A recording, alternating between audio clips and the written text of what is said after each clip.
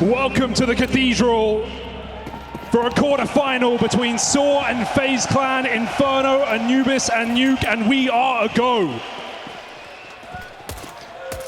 Oh, it's straight into this. You're going to be looking to see how sAw deal with the nerves of playing up on this stage. Mutiris tried to take the early peek down through middle. But Story, he's the guy who stands to make the play right now. FaZe up and past him on the first three, sure. He springs the trap and Brokey knocked out of the pistol round. Mutiris next in line. Will he find glory as well? Flashed off the angle. They're running him down. Rops can't wait forever. He needs to activate. The Story's already come back to help inside of the site. Frozen finds that first entry. Mutiris overwhelmed, but there's the backstab from Rops with high value. FaZe come running to your face. Aros DOS a long way from home, and FaZe are heading towards that B site. First round you get to play, and Aros DOS left up in a 1v3. Lengthy rotate all the way around the world, and now back again into this B site. Aros DOS, they've heard him, they know where he's coming from. Set up back in the spawn. Two players ready to face him at the site. There should be no way into this, but Aros DOS is full of surprises. Just Carrigan left to beat now. That's the veteran, that's the guy at the helm of FaZe Clan, and he's playing it composed, backed off towards the spawn. Aros DOS goes looking, sees him, running out of time now. That's the big concern, and so it's a damn good try, but Carrigan answers his people in the arena and offers up that first round for FaZe. It's just another day in the office for Carrigan here in the Cathedral, but you love to see FaZe on the stage flex that hard in a pistol round. They come in knowing sAw are nervous, knowing they're stressed, and they run them down on long side. No quick, easy A plant. FaZe make you work for it. And Aros DOS, a nice try, but it's not meant to be. Not in the debut round. But I'm glad to see him putting up a bit of a show to start this series, because it's a big question for sAw, right? Not only the whole way through this tournament, could they tackle with tier 1? Could they take down the world's #1? They almost did. They took a map. But now they've got to do it in an arena, in a realm they've never experienced, against one of the most battle-hardened squads on the stage. Not just any arena either. The arena. Counter-Strike history has been forged here. I think promising sign of things to come with Aros DOS nearly sticking the landing in a 1v3 clutch. So we're right back into this. sAw want to put the pressure on straight away. They force ball up here. They're content with how much damage they did earlier on. And so let's see what FaZe are able to answer with. Aggression similar to that of the pistol round. We've got the push through.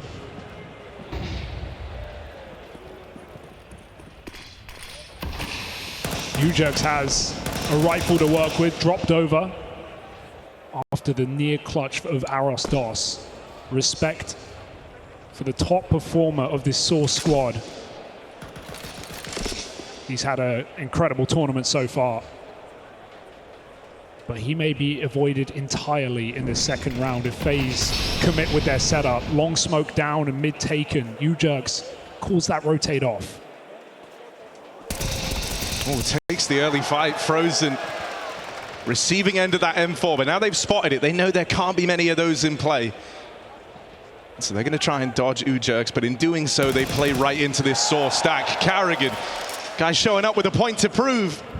Wins that first clutch in the pistol, and now has opened up this A play. The captain leads the charge. The rest of FaZe move in behind him. They've got to get past Mutiris. They've dealt with the rest of his team, and Mutiris on borrowed time is run down. Seeing some very aggressive rounds for Rops already, just a 2 in, right? He enters with the pack, trades out that kill. FaZe play that to perfection. They never jump the gun. A reassuring look from FaZe, despite walking into a 4-man hold. And Carrigan, he's even been saying in interviews, right, my form's going to drop. I've been micromanaging. I've been calling the shots on this T side. I will do anything to win. But honestly, we've seen some pretty decent maps from him in Cologne so far. Put up a massive one against Falcons as well in a tight game. And so Carrigan getting those clean entries alongside Rops to close out this round. sAw will have to go back to the drawing board.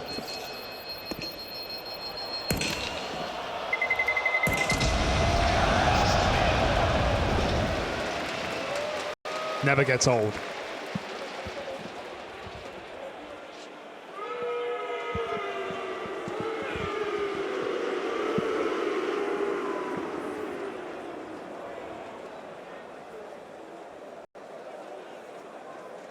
I mean, this is where FaZe do their best work, right? Or at least that's always been the case. We've kind of seen them end that insane streak they began the year on, heading out of the last season. So here, trying to re-establish themselves as a team to be title contenders, trophy contenders. And so they want to start strong in a series like this, one where it's very, very safe to say that sAw are the underdogs. Ujerk's not a bad way for this to open. Oh, That's that hero M4. He's even getting aggressive. Ujerk's wants a little bit more out of this. 2 guns down and bomb is late. There's a shot in this round for sAw. Suddenly it gets interesting here. Weapons retrieved from the top of Banana, but FaZe have called their bluff. Wow. That's such a risky move for FaZe, but years of experience paying dividends against the pistols and an armorless Galil. FaZe give it a shot, but this slow behind the smoke has caused for concern for sAw. They're going to rotate round. Are they here in time as FaZe lay up the util to pop this site? Backstab in from Arostos, and Roman tucked in. They were going to try and bait for him. Instead, it's all Ujerk's on for the ace in this round. Rain's got to be the guy to stop it, and he can't. They pincer him. An early surprise victory for sAw. You were ready to write FaZe off, right? As soon as you see that 4-man rotation.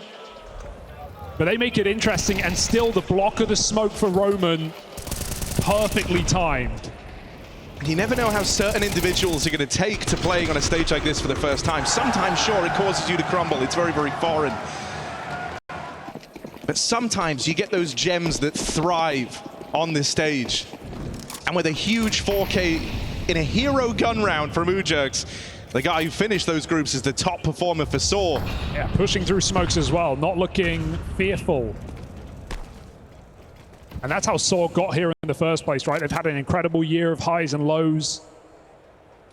But here in Cologne, when expectations were rock bottom, they stood up tall. They've upset their way every single day. So let's see if they can do it against FaZe. Util in, Arostos doesn't want to give up this ground. Hollowed ground for FaZe Clan as everyone is churned up, trying their hand at the fast A play. Trying to do a bit of a pace switch there. Hit sAw straight back, but it doesn't pan out. And all throughout those groups, it was kind of the 3 younger players for sAw, Arostos, Story, and Ujerk's, who were really leaving a lasting impact, and they've at least started strong here to open up this quarterfinal. Yeah, big 3K from Arostos after the attempt on the pistol round as well. Ujerk's with a 4K on an eco win. Right now, sAw are looking anything but nervous.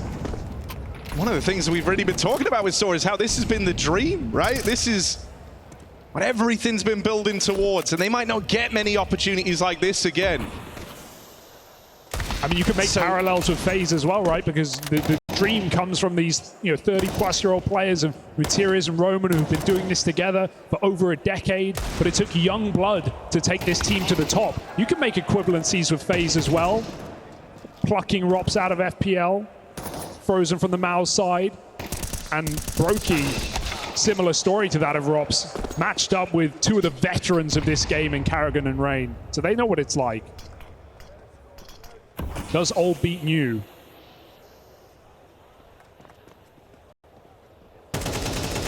Ooh, cheeky. You don't want Rops to get away with murder here. That's a good trade on top mid. He's now armed himself with an AK. Even in these sort of rounds, you've got to be alert.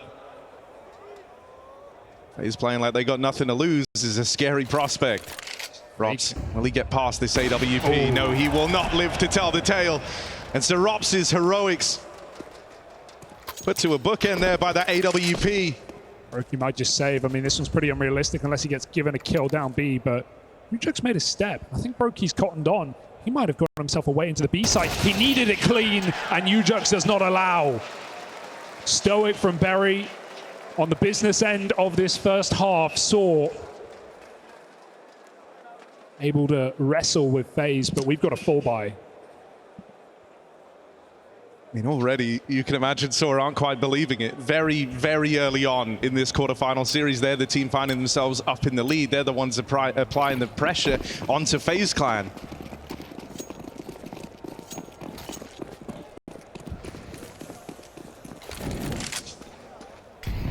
Triple B as well, but they don't dump nades down. They don't make it look obvious. They don't want FaZe to call the bluff and go for a fast A hit.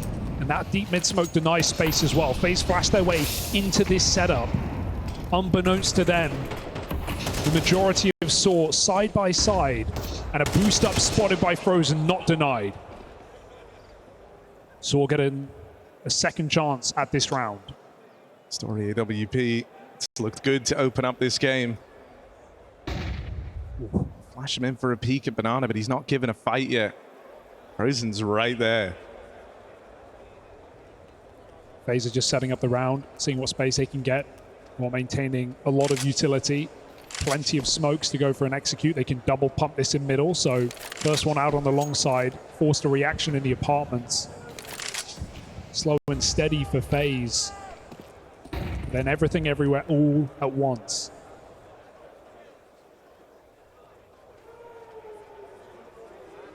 Once more, they're going to try and get past over here on short. Karrigan leads that battle through, but aros, along with Mutiris, they find the captain of FaZe Clan, knock him out of the round early. Now Mutiris continues to streak them together here. They're closing the distance. This smoke's down. Will he be able to deny that bomb?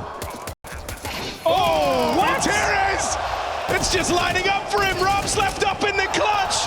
This could be his moment. 2 quick kills found from the front man. Rops swing it on wide, but Mutiris puts a stop to it.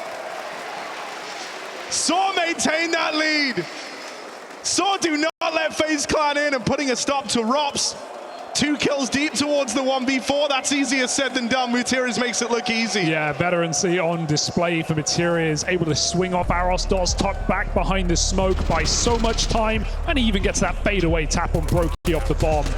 Important that FaZe make it interesting, but even with a plant, their follow-up buy is not perfect. sAw right now have control of this game. Safe to say, on FaZe's map pick, relatively unblemished against the best in the world.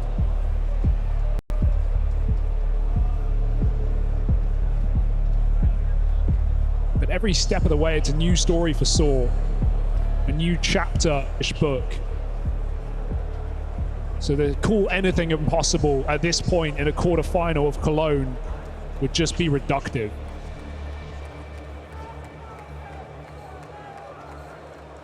Yeah, I mean, sAw have been defying the expectations, the odds from day one of their playing through Cologne.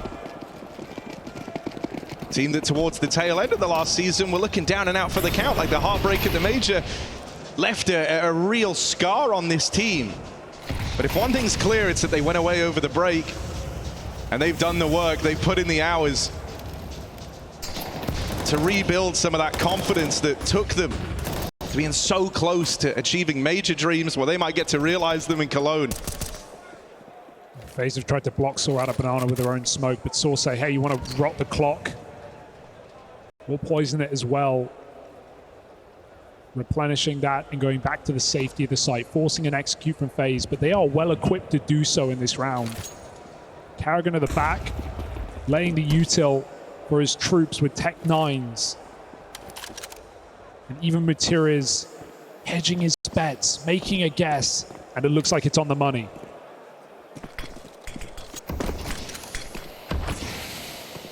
Oh dear, missed smoke from Karrigan. That's less than ideal. They're going to try and just go through anyway with the flashbang, but there's a lot of bodies here for the sAw squad. They don't even know about Roman yet, but he can't get a bearing. Mutiris smoke spam's treated him well in the past, but he doesn't want to risk throwing away that 3v4. You're still in with a chance right now. Tries to slow it down, wait for reinforcements to arrive. Brokey says no. And says sAw might never even get the opportunity to look into this one. Losing Mutiris like that just leaves them too high and dry. There's too much to risk, too much to lose here if you go for this round. And so it's not a call you enjoy having to make if you're sAw. But they have no choice but to bow out of this and give respect to FaZe Clan. Yeah, I think it was Brokey miss a smoke, but it doesn't stop FaZe from just committing with the run and gun on Rain. Those two Tech-9 opening kills have resounding consequences. When it comes to dealing with these low buys, FaZe have got two brains working on it round the clock. Neo likes to call a lot of the low econ rounds, and we saw attack pause come in right before that one there, so you're not just battling against the brain of Carrigan, you're up against Neo in this too. Yeah, they did it perfectly. They buy enough time. They let sAw use all their util at the B-bomb site. FaZe barely exerted anything to get that control, and then they just explode in. A couple of chance shots connect, and sAw pay the price with their life. Disappointing round to lose, because it could have meant sAw stringing together quite a streak at the start of this game. Instead, it's still balancing on a tightrope.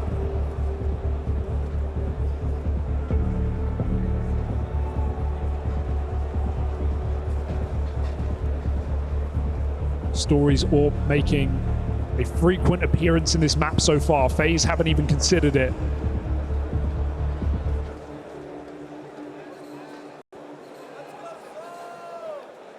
Someone fell asleep at the wheel.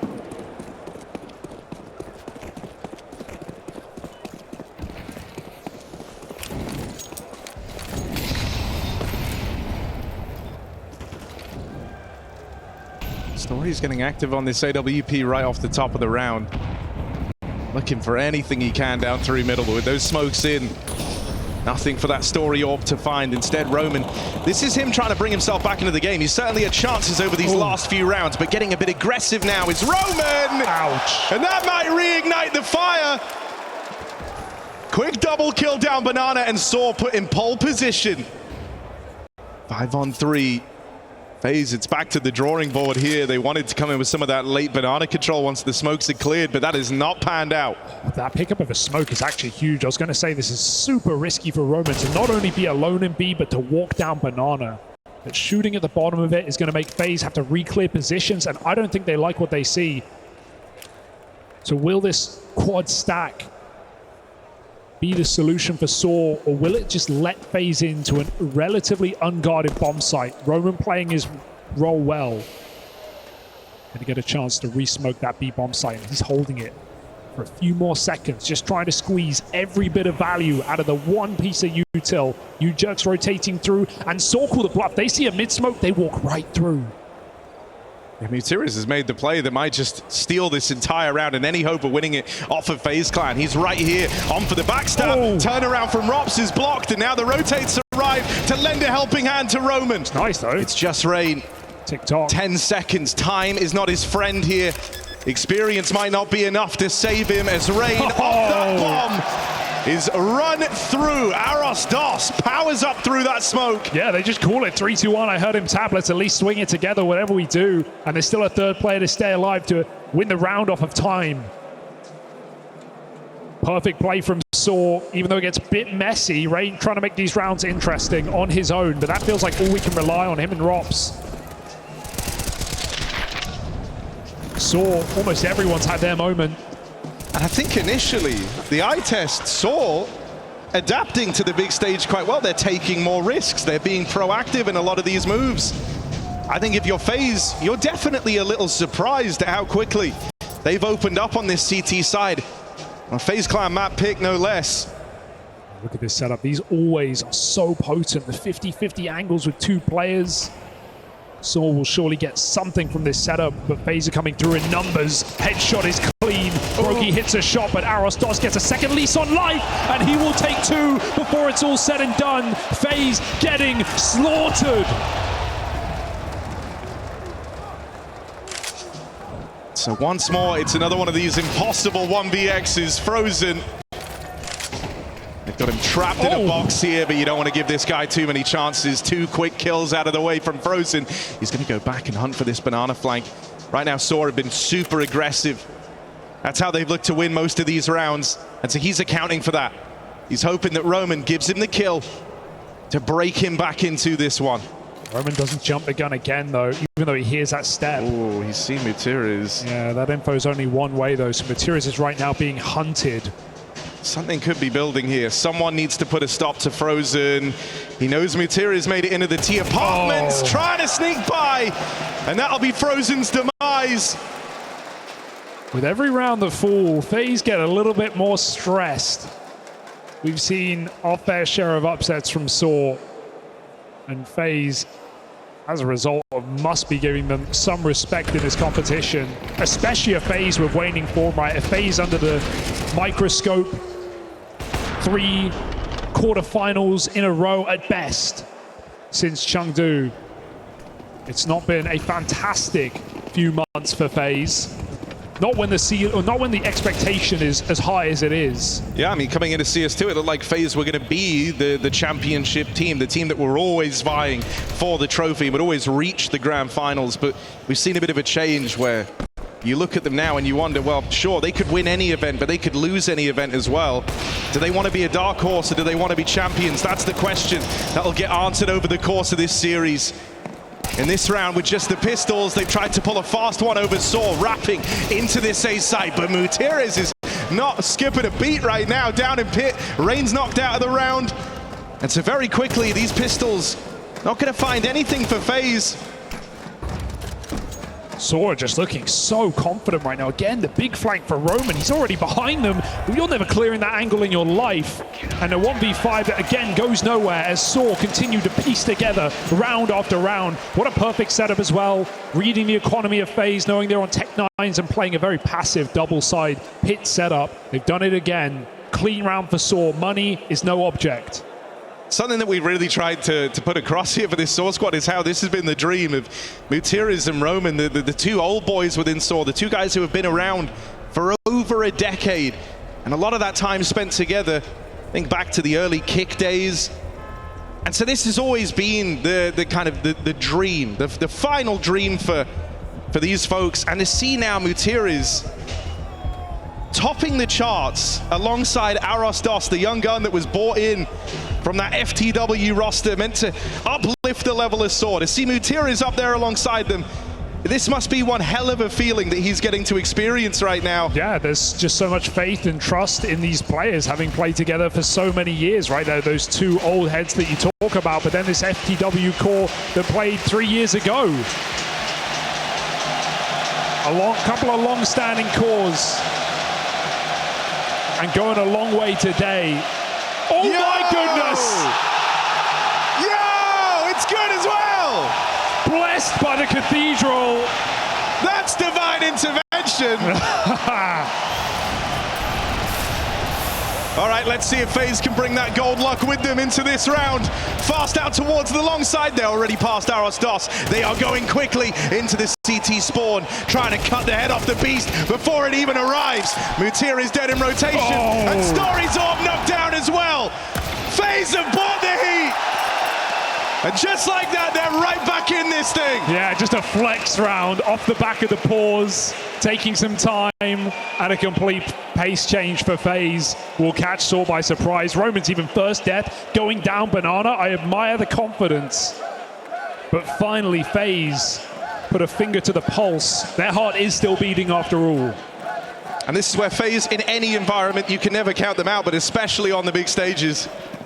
And so if they can find 5 down the tail end of their T side, that gives them a real fighting chance here in the second. If you're sAw, you want to do everything in your power to not give them this final round, to feel like you go into that second half sporting a convincing lead and one that you didn't let FaZe back into.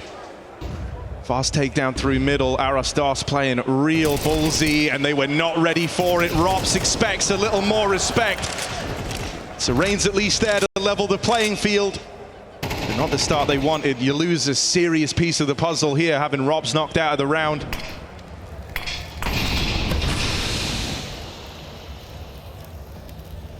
Get a group up at Banana. FaZe had a rough hand dealt to them to open this up. sAw thriving.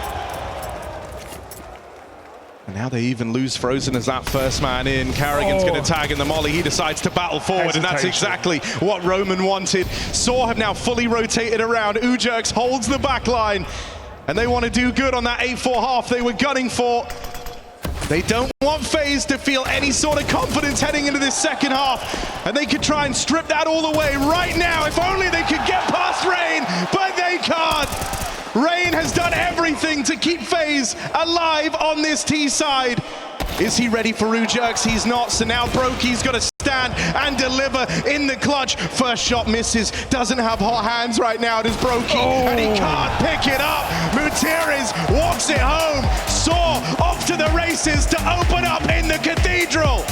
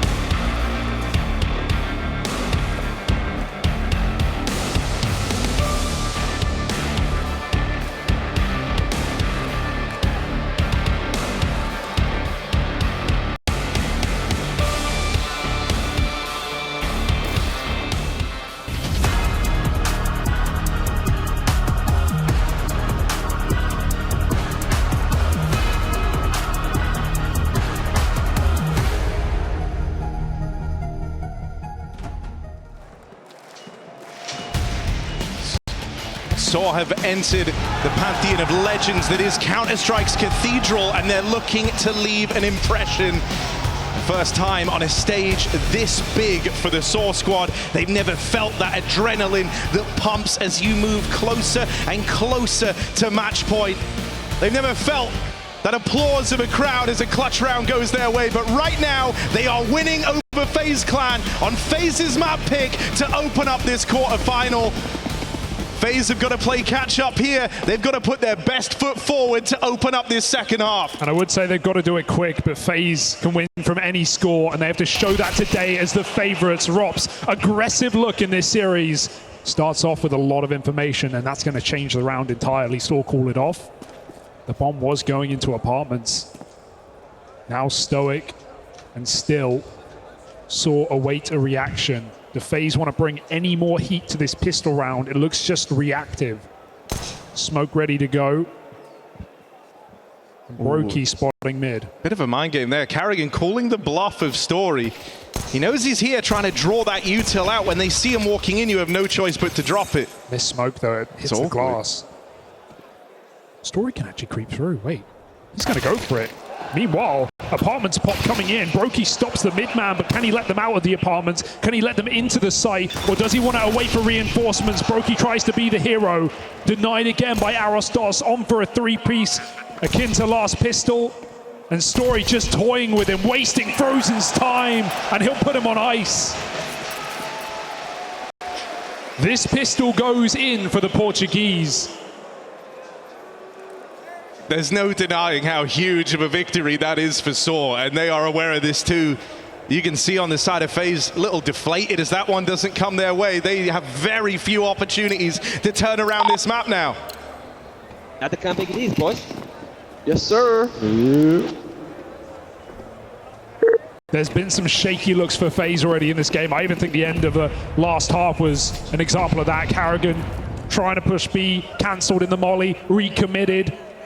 Some uncertainty for FaZe, and they can't afford to be anything but decisive in a game where sAw are chomping at the bit to try and take a victory and take down another top dog in Cologne. Flash play for FaZe back into Banana, but ooh, despite the jumping dink, it shouldn't get out of control, you'd like to think.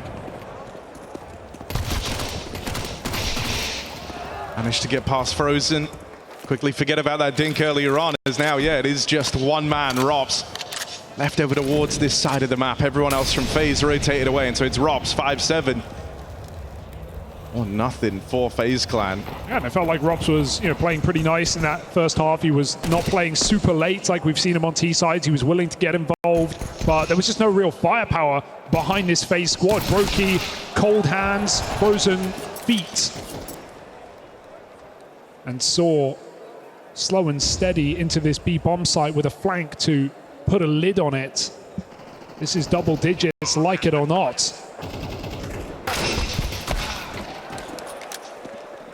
Stage blindness there for Roman.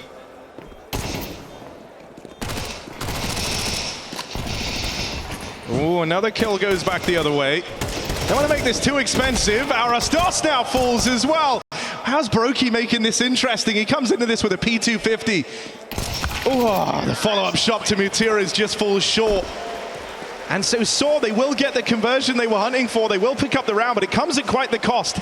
And so if you're FaZe, this is your best shot to try and get back into this game. Really your only shot to try and get back into this game. Yeah, those 3 kills could matter, or they could be completely inconsequential. It's all dependent on whether FaZe pick up their first gun round on this CT side. Without it, this map just slips away into silence. Reinforced utility from Rain on that B bomb site, but it won't be triple B for FaZe. Trusting in Carrigan and Frozen to get those nades right down Banana. sAw boost over. They want to take that space back very early.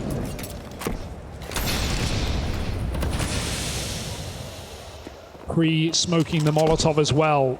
sAw are in that flow state. You can feel it.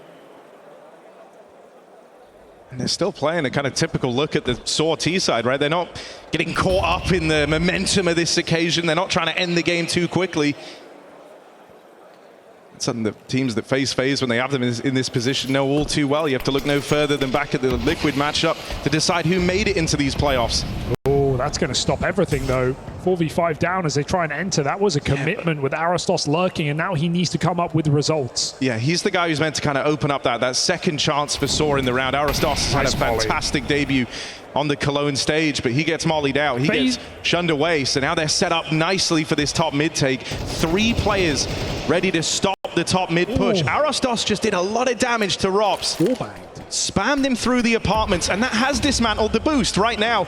Only 1 man out in top middle, but that bomb is heading away. It looks like sAw already write this round off. Arosdos has now provided the opener, but with 25 seconds, they'd already made up their mind that this one was over.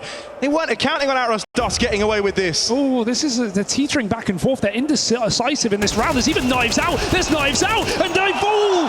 2 down to the B site. UJUX has opened the carpet, the red carpet. They can't win. They can't. They'd already decided to save. They weren't expecting this. Suffering from success. And FaZe get given a freebie. That was so strange. They called it way ahead of time. Arosdos got them a 4v4 in middle. And the bomb was still going back to T-spawn. All right, we said they're not nervous. But some motor mouths in that team speak, I bet, for sAw. I mean, yeah, I guess there's 2 ways you can look at that. If in the long run, the extra damage done tees them up for an easier win, you can say, look, we were playing our own game, we were playing the numbers, we have enough of a lead to support that. But it can also show a lack of that killer instinct. And so let's see which of those it is for sAw. What if it lets FaZe back in? That's the question. Around the regret. Going through a mid-smoke, Fearless on the follow-up. sAw just pop, and there's no one here. There's even a third player a long way out. Rops needs help. Flashed by his teammate, the smoke comes in. sAw can call it off again, but they've actually slit the net. Look at Materials, Round behind enemy lines. He's got Rops blind, but caught Rain from above inside of Library. 4 on 3. This is messy right now. sAw are just mid-rounding, but they're coming up with the kills. Again, UJUX making things possible. These individuals are just refusing to break under the pressure. Rops down in pit, meant to be the rock, but Story has overwhelmed him. 2v2 now. UJUX opened this up with a double kill over at long, but it's all teed up for Story. Boxed into a corner, Story burns! And Carrigan just barely by the skin of his teeth. Sigh of relief moment for FaZe Clan as they're still in this. If he hadn't hit that jump, there's a chance that spray lands. That could have been a clinical 1v2 clutch for sAw, but coulda, shoulda, wasn't. Back-to-back rounds for FaZe.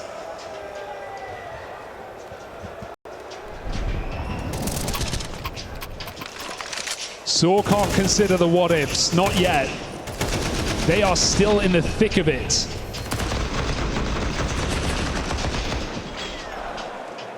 These last 2 rounds are the ones that can haunt you in victories that get away. And sAw came here looking to achieve a dream. They don't want to be left with the harrowing nightmares of the game that could have been. 10-4 as this streak for FaZe Clan began. As sAw come through with a bit more investment, they're still trying to keep that pressure on. Rops over on short, gets run up by the MAC-10, and Rain cannot contain the top mid take. sAw are always in a position of battle into these rounds.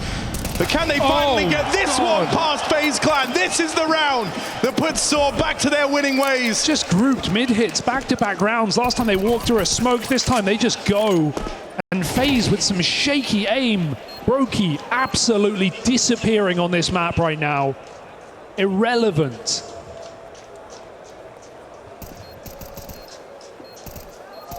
And that round is a requirement for sAw to get back in the good graces of this half after a couple of huge blunders.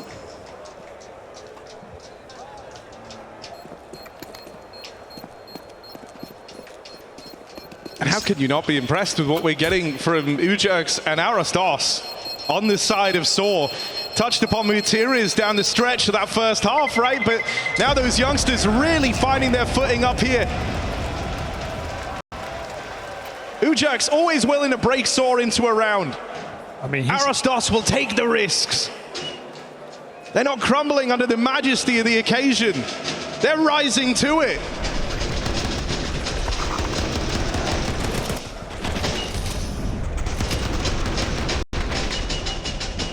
This has been a disastrous game for FaZe.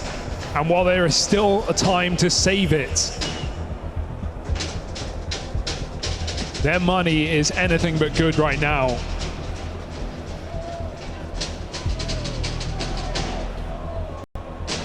Might not even be their choice. It might be predetermined. I mean, we talk about how Neo likes to be involved in these tag timeouts, how he likes to have his say in these moments in the low buy rounds. He has to have just imparted the ultimate knowledge onto Karrigan. He has to have given him the solution that suddenly makes everything click into place, because if they don't win this force buy, if they don't pick it up with one AK, one M4, and a collection of SMGs, sAw are looking, they are gunning for that victory, and there would be nothing to stand in their way on the side of FaZe. Yeah, frankly, FaZe have to go for this buy, right? They could play for OT, but FaZe have to keep playing like they're the favorites. They have to play like the better team, and while we've not seen that today, they got to believe it, because sAw are right there around the corner. Couple of rifles trying to put them to use, but flashes from sAw keep Frozen honest. Karrigan's got one more smoke. One more stall on this B-bomb site, and sAw, akin to the last couple of rounds, just grouped and ready to explode.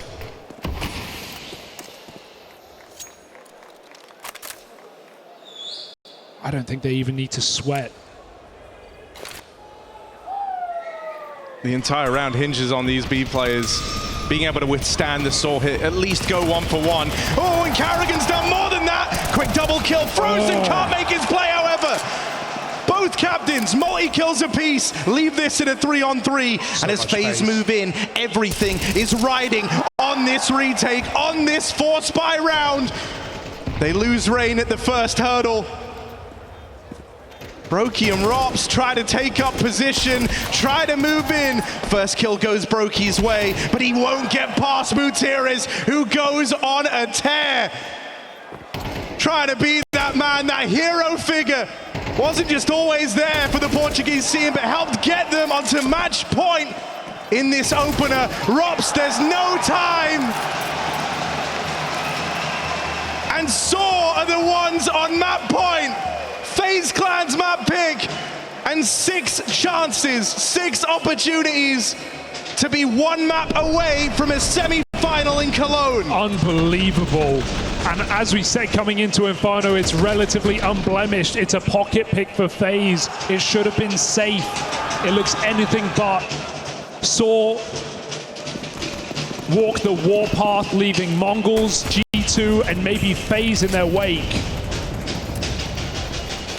Upsets every step of the way, and no signs of stopping here. This is a horrible buy to be playing against map point.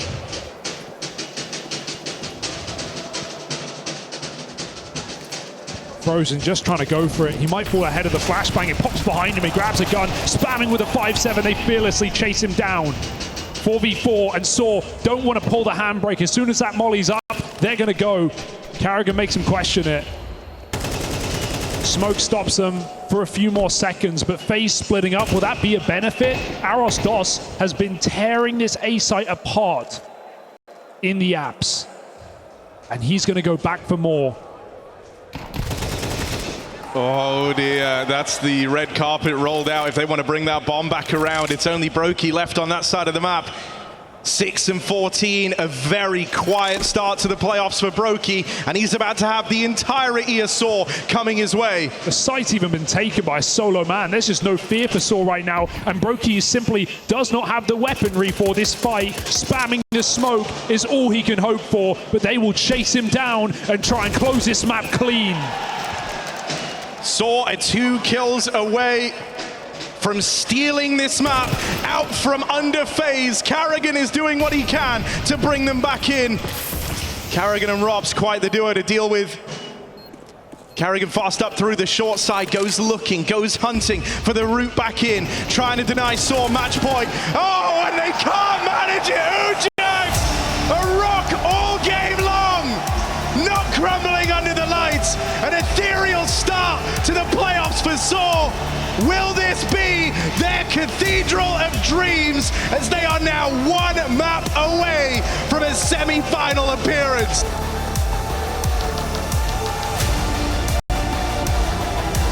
Can't quite believe what has just happened. FaZe came into this looking to awaken sAw to the harsh realities of stage Counter-Strike, but now they find themselves stooped in a slumber. Heading into this second map, it's sAw's pick.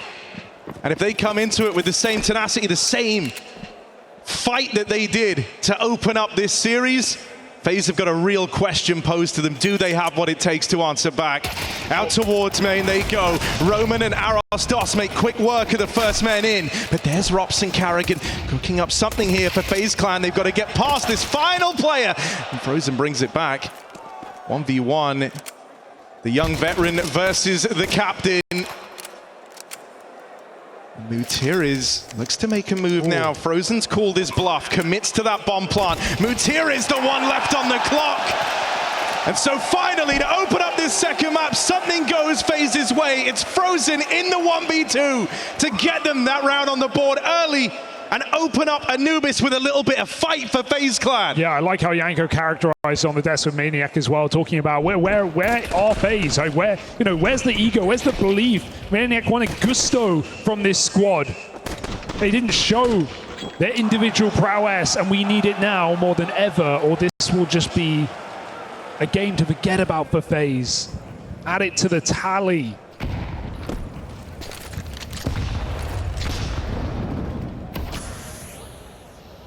It's one thing losing a stage game to one of the best teams in the world, but it's another thing doing it to an underdog who have never stepped foot on a stage. I'm glad to see FaZe on a T-side start at least. They're going to be able to dictate their own game now. Yeah, you're dead on about the falling to an underdog on stage, because that was always FaZe's essentially whole identity. This team boiled down to, sure, they might struggle through the groups. When you put them on a stage, they're a whole different beast. And if they lose that moniker, if sAw end up being the ones to strip that away, can FaZe withstand that? Does that destroy this squad? Well, that's a devastating deagle connecting to the head of Rain through a smoke. He was the entry man, the one man to rely on Inferno, and now they are falling apart again. FaZe with a couple of rifles, low HP, sAw, pitter-patter pistols, pushing and prodding at FaZe, and they're removing them from the round one by one. 2v4 now, and a flank that bears no fruit for Rops. Frozen has to pick them off this site. Frozen's been tasked with another very tricky round, and it doesn't look like FaZe even want to attempt it. They're writing this off right now. They're giving sAw that immediate reply to open up the second map. The force by landing is stuck. A chanced eagle from Ujergs. Crossfire's established. sAw right back in this. And so FaZe, that moment where it felt like they could have regained some control, that clutch up from Frozen in the pistol will not come to matter. It won't get capitalized on. Counter-terrorists win.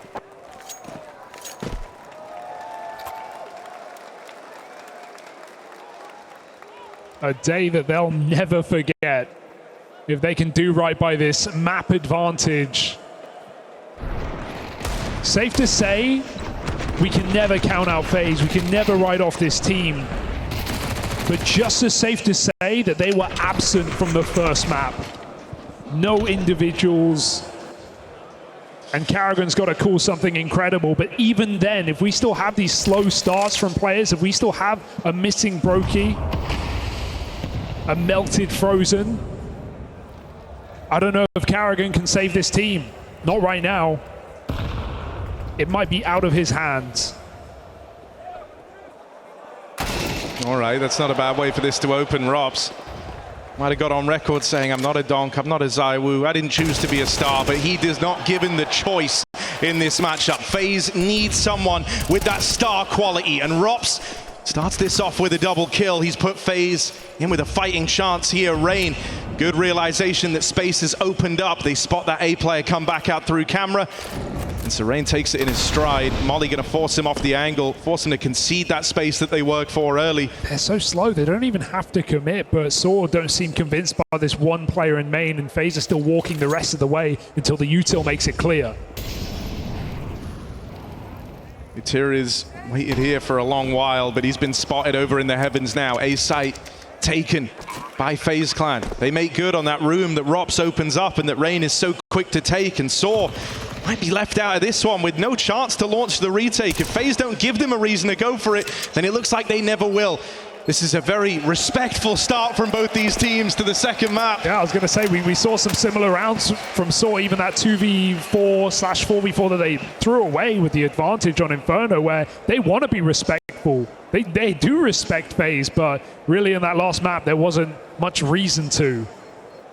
Well, FaZe pose a question and sAw answer with a save. sAw playing the long game. Terrorists win.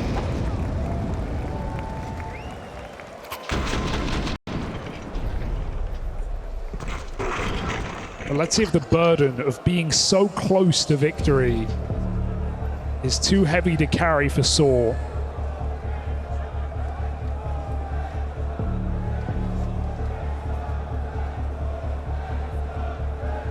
Timeout called in early from the sAw side. Berry has noticed something here that he wants to try and put right, wants to try and offer something up.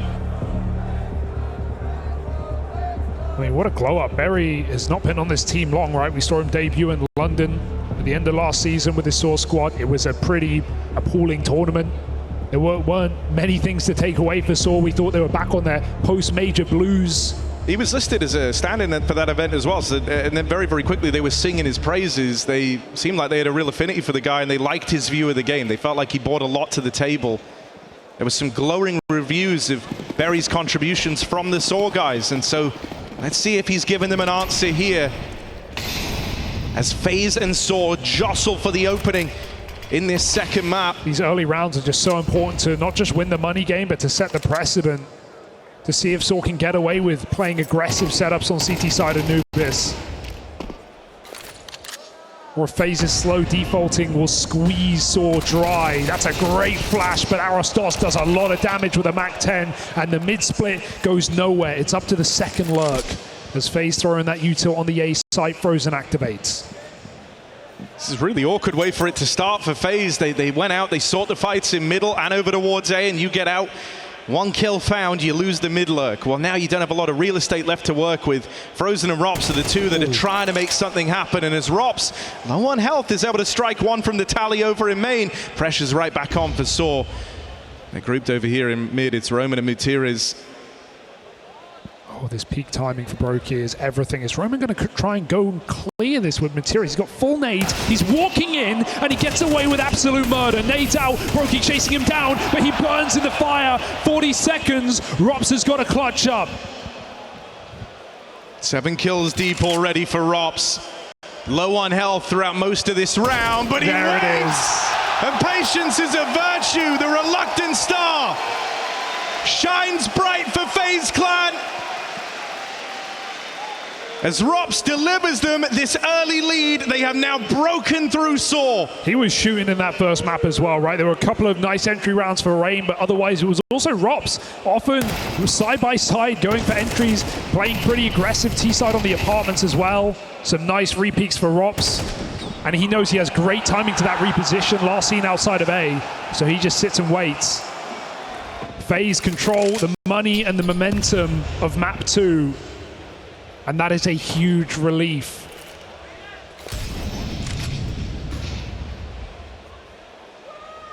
This should be no sAw steamroll. And it should be no sAw eco win, but check that mini-map. Do you like what you see? Well, Rops is in a good position to try and deal with this. Dinked up straight away, needs a bit of help from Rain, and oh, Rain! Lives up to his name, bullet storming through main. And FaZe Clan, quick work made in the pistol stack. Not worth celebrating yet. If you're FaZe, it's still a lot.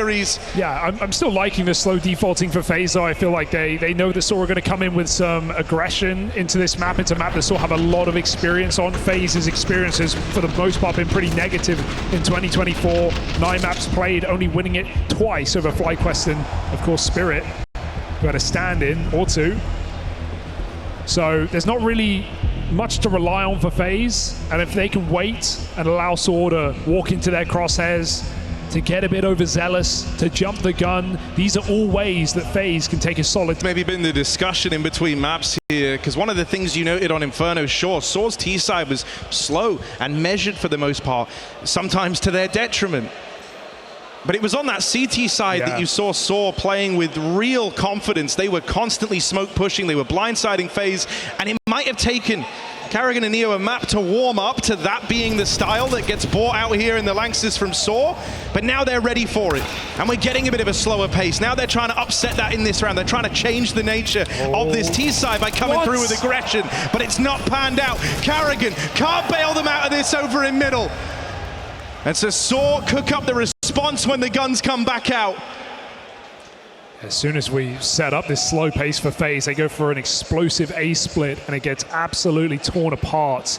Great AWP setup. Through the smoke comes Rops again, looking to be the hero here for FaZe in a 2v5, and with a position gain, with no one in the site, you can't count FaZe out. Give them a chance. Give them an inch. They'll take a mile. Frozen getting set up very deep as well. And sAw enough util, enough manpower to make it work, but they've got to go together. Frozen, they know where he is now. Won't be an easy time the second time around on that as Rops gets taken out. They run at Frozen. No respect paid from sAw. Solid setup, everyone knowing their role. Story AWPing from afar means Rops can't re-peek. He tries, he gets punished. Frozen just getting played with the util player, of course, on the flank, so just keeping him boxed in. sAw have been in these positions in-game a million times. They love this map. So FaZe aren't able to pick him apart.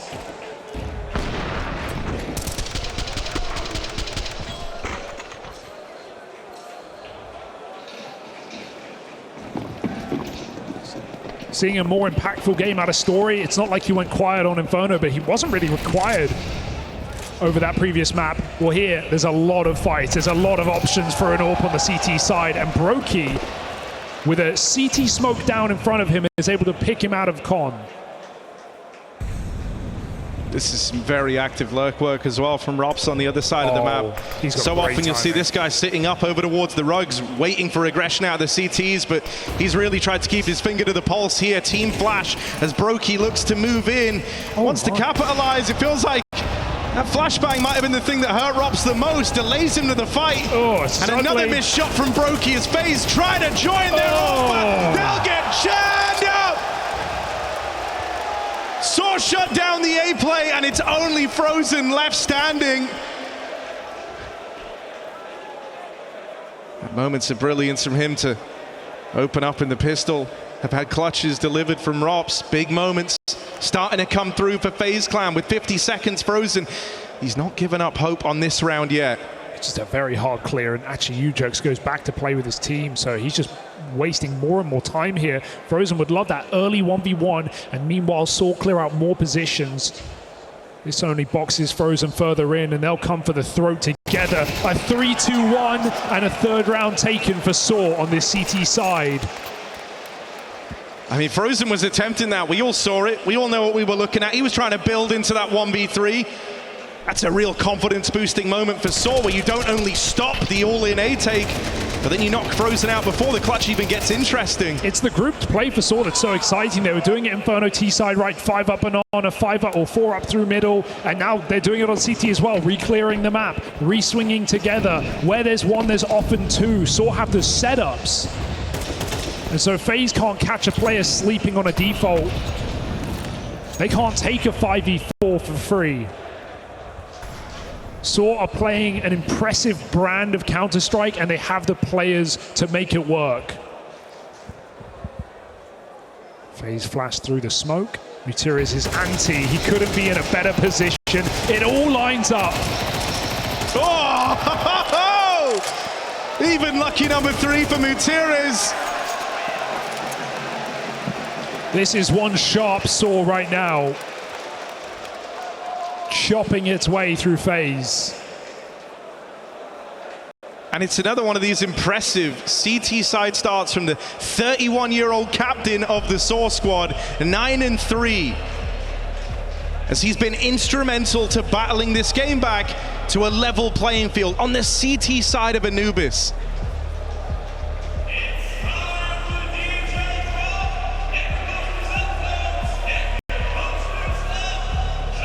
Timeout for FaZe Clan.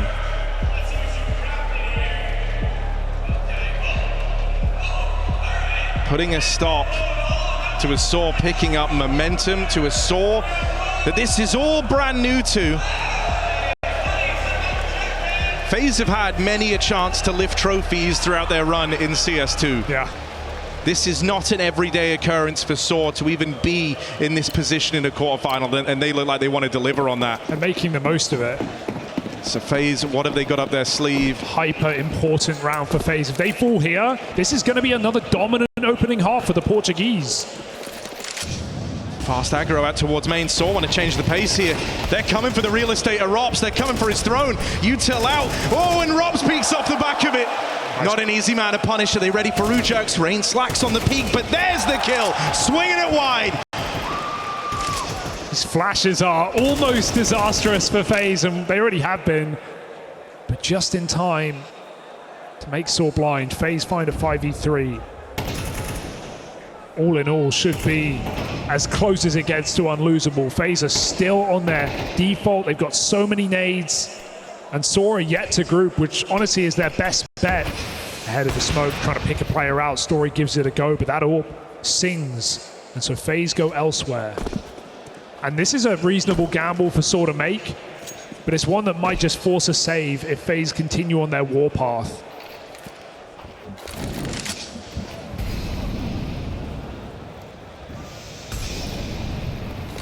Honestly, this is a totally okay save for sAw. Yeah, you're dead on, right? You kind of had to make a gamble. You had to try and make a read. You saw the kills come in over towards that A side of the map, and so they put everyone there.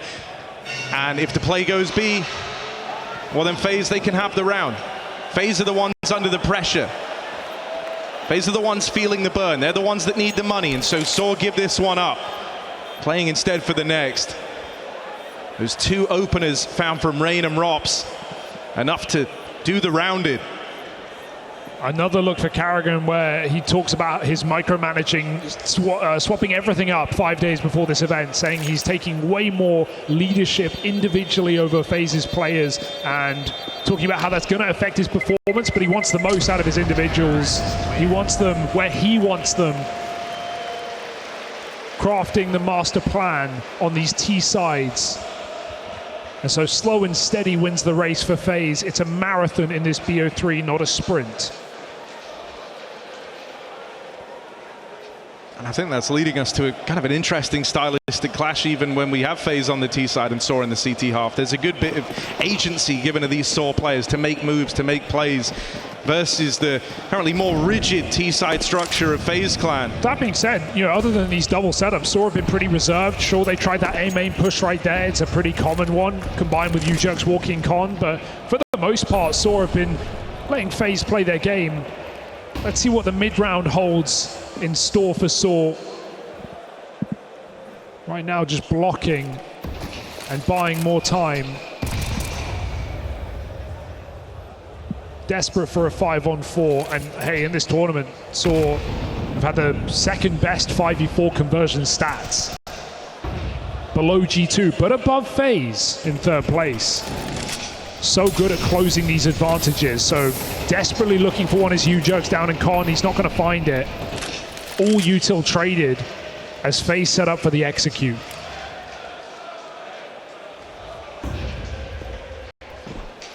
They've burnt out everything they need to. Gonna try and take this dark control off of them. Rops watches from afar as Rain works the close angle. Terrifying fight for Ujerks. That molly forces Rain forward though. They lose Mutiras at the back of the site, and now they run on in. Are they ready? Ujerks, he got a kill earlier on, so Frozen's just homed in on that dark position. Story arrives on the AWP, but he won't be able to find a damn thing. Smokes down, FaZe 4-on-2. And Frozen making it all happen with those entries. Slowly but surely, the FaZe war machine lurches back to life on this T side. It's rumbling, it's fueled up. And it's certainly out for blood. Nice execute for FaZe, just solid util placement, double molly back quad. Burning out, I think it was Mutiras. I saw really commit for those dark kills. They can't find them.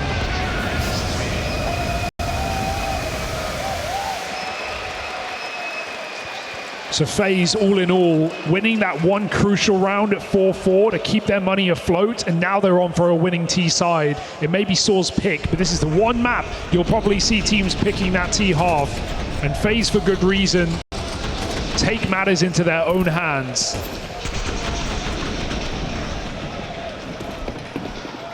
FaZe really need a strong T-side showing, and they're in that position now where they can get to one. 8-4, that would be fantastic for FaZe Clan. Great return to form. It's just about getting there now. And sAw, they've certainly slowed with some of these aggressive moves on the CT side, so they felt like they're flying blind in a lot of these rounds. You wonder if you might try and get some aggression going in the mid-round here for sAw. Story tested on that AWP. Nice flick down, finds Rops. Oh, any more from the man? Story doubles. And FaZe in trouble as they're left up. 2v4 out through main. It's Brokey leading the charge. Barreling through behind him is Frozen. That's secured them the plant. That's given them the chance. And now it's in Frozen and Brokey's hands to deliver. The rest of FaZe look on. Brokey given his weapon a choice. Here's that second player and has him reined in back at main. Just Roman left and not for long. FaZe didn't have this fight in them earlier. But that's the beauty of FaZe Clan. Never count them out. 2v4 put forward. And you can see that piecing together as soon as Materis gives them a chance. FaZe takes space, they take stock, they take your guns and they take your round. Better late than never for FaZe, who have entered the arena, and it was about time. FaZe looked disgruntled on that last map. They had nothing to celebrate. Even when they're winning clutches, the vibe just wasn't there for FaZe. But now Carrigan's starting to celebrate. They're winning these rounds that feel soul-crushing if you're sAw. The ones that you're meant to have dead to rights. There's moments where FaZe are so good at leveraging the tiniest of opportunities. And now they're starting to go FaZe's way. That can completely change the nature of these games. It's a force buy for sAw down the tail end of this half. And with Brokey on the boost, they're curious about Lower. He's going to get given a chance here. They throw that util across. Story's scoped in. I think he might even be holding for this exact boost, but as they walk up close to this smoke, Story, that was nearly the golden chance. Instead, they're going to get caught. Oh my God, it's a whirlwind. 2 quick kills come through from Rain and Robs, and suddenly FaZe are right back in this. You thought sAw had just made a round-winning move there. One to recover the CT half. But so quickly, the tides have changed. FaZe still in the driving seat. Can they get past Arostas in middle? Yes, they can. And they've called him over. They've completely bluffed him. Robs has just cleared open the B-bomb site, hearing that rotation, and Rain's quick stick should solidify 8 at the half unless Materis has a gap. Robs is playing very aggressive. This is given a 1v1, but Rain closes, and FaZe wake up in this series. It took them a whole map and then some, but they're here to play in the Cathedral.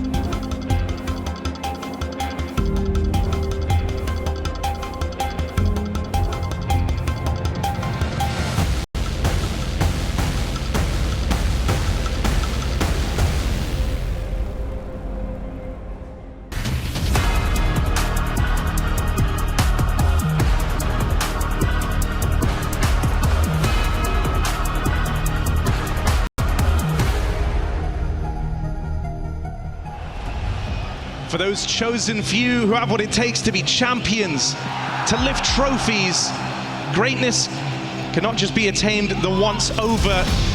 You have to be consistent, you have to deliver it again and again. To be ready to redeem yourselves after setbacks, play through the hardships.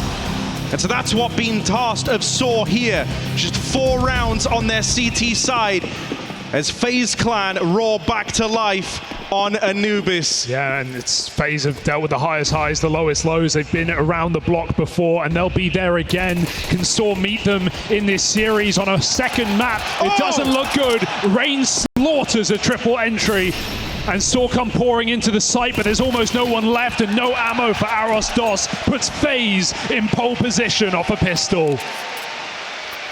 And if there ever was a display of confidence in a pistol round, it's that one from FaZe, putting their best foot forward to open up this second half. Yeah, hyper important rounds, and FaZe have won 3 out of 4 of them in the series so far.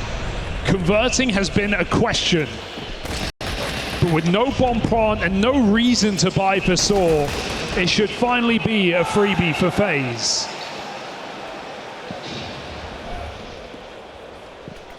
They've earned this round with a great game on a map that has shown FaZe no mercy in 2024.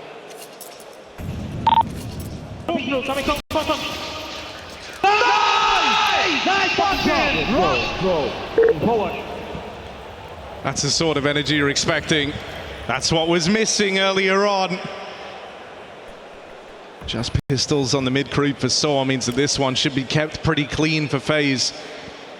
Carrigan is waiting with the nade pulled on this pixel angle. As soon as he sees them, he drops that in, and that closes the door on the A play.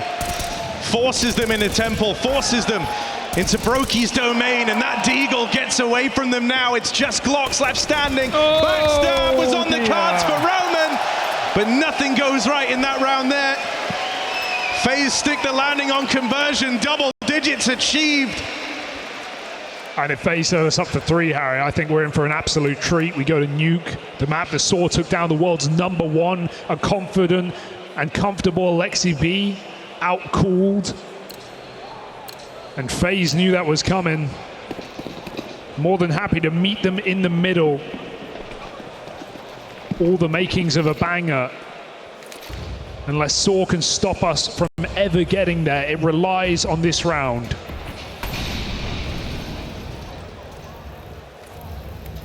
You have to acknowledge that they're playing versus a FaZe that are more switched on now. A FaZe that are calming, that are flowing with each other. Doesn't get better than that. And there's a surprise opener from Brokey found over at main. Oh no, Carrigan had them right where he wanted them. Info on 2 players out through middle. And even a kill from the captain of FaZe Clan. There's Mutiris with the reply. That's opened up the route to the A play. Ujerks locks down mid. That bomb makes its way over. FaZe left a man down. They've got to weigh up the options here. Do they want to go for this retake? It's weighted on this kill in middle, and with Rain picking it up, they throw themselves into the waiting guns of sAw. And now he has to concede. He's got to give this one up. sAw stick the landing in their first rifle round, and that's in spite of going a man down early on. Yeah, they, talking about the 5v4s being fantastic for sAw, the 4v5s have been anything but. So converting on that round, despite the info that FaZe had, the position from Carrigan, the damage, That's a very impressive round for sAw. They're going to need 8 more.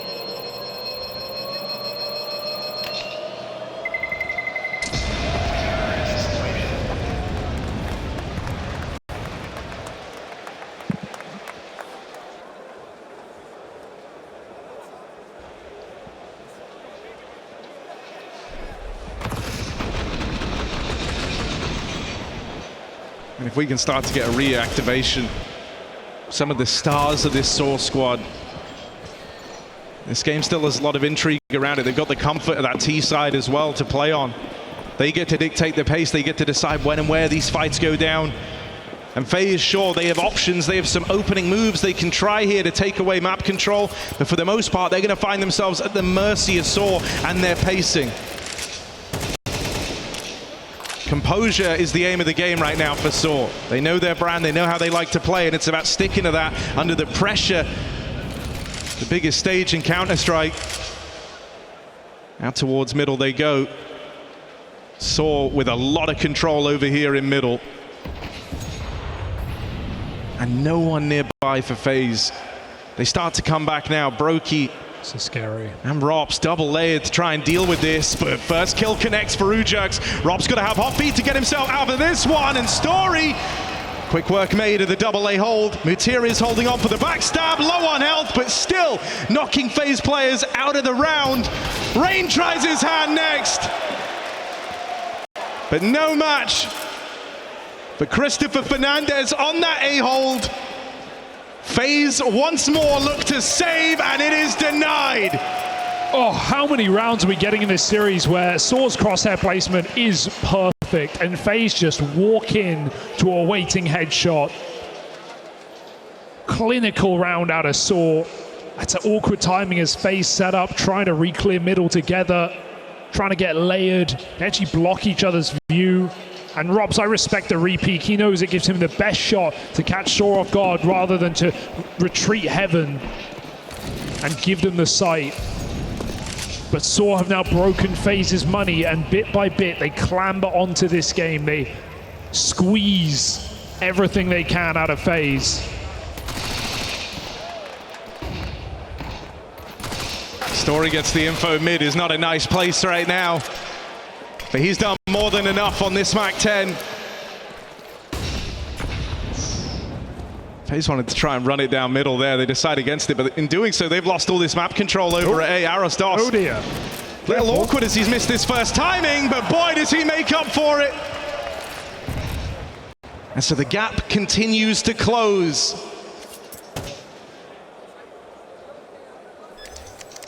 Hope dies last in this matchup, as sAw still find themselves believing in the 2-0. A second wind in this map would be incredible when you consider how dominantly FaZe were showing that T side.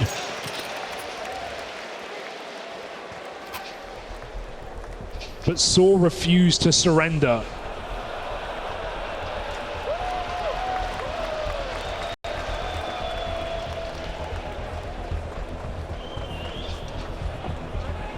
I mean, we talk about this as well being a dream run for sAw. It doesn't get more fairy tale than Mutir is still topping the charts out here in this second map of play. Even though we talk about him as the kind of veteran, the experienced player on this team alongside Roman, they're also not used to being on stages quite this large. Over a decade of experience there to draw on, sure, but nothing quite like this. They were always chasing, right? They were always chasing that dream, that major run, that tier 1 playoff. And not only have he achieved them both in this year, he may not be done. How deep does this rabbit hole go for Matiras and Roman, who have sought this stage for years? FaZe, they've been here for years. Carrigan's going nowhere. 2 kills in middle from the captain of FaZe, and a reminder of what sAw are up against.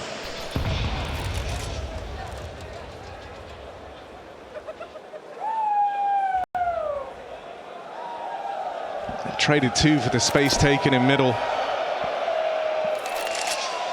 That's really the only window they've been given here by FaZe Clan, and even then, more concessions have got to be made, and FaZe know that. They start to try and take some liberties.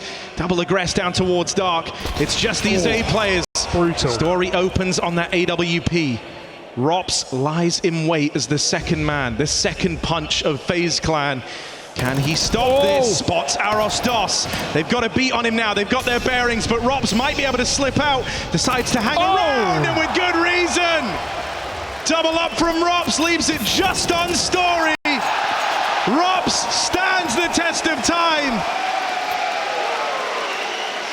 What a tournament for Rops. I mean, he saved FaZe in that group game against Liquid. That map of Mirage, he was everywhere. Always re-peaking, always an extra player. Top of the board. Of course, you can't win a game like that without everyone having their moments, but Rops has brought that into the playoffs after waning performances this year. Just what a huge time for that to come in, starting with the lovely double from Carrigan over in middle. Right as sAw picking up steam. Ended with Rops retaking his spot as the top dog of this game.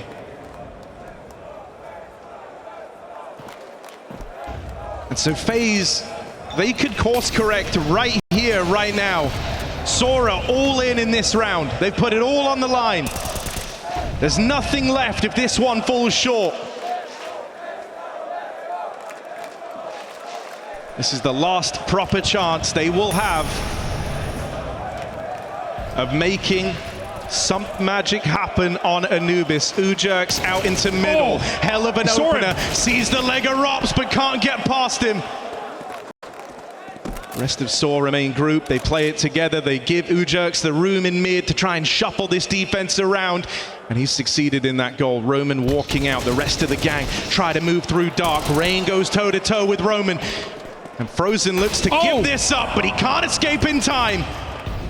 They've got the sight, they've got everything they want. They just need to get that bomb down quick because flanks are materializing on two sides. FaZe close that net, trap sAw in a box, but Arostos has got the spot. Does he want to commit to this? They can fight on another side. He's going to give it a second try. Rob spotted again, just getting stalled out. The AWP re-peaks from the site, and sAw kill everyone on rotation. All the info in the world. Rops can't even attempt this round.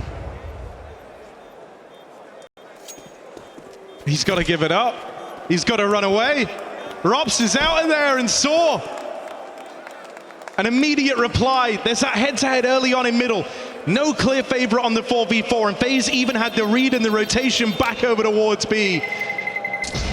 But sAw some fantastic decision mades there in that 3v3 moment. They swing, they fight into CT, they knock out the FaZe double. I love what Story's bringing to this series. He's not here to be, a game changer, taking over the game, but he is reliable, he is consistent, he takes peaks with his team, and he always hits that first shot. And that was the quality that after the major run, that was the biggest question around Story. He was anything but consistent in this sAw squad. And since we see them come back from the break, he's looked much more like the stories of old that tell of a heroic AWP figure. Wouldn't have to hit all the shots, but my God, would he hit the ones he had to.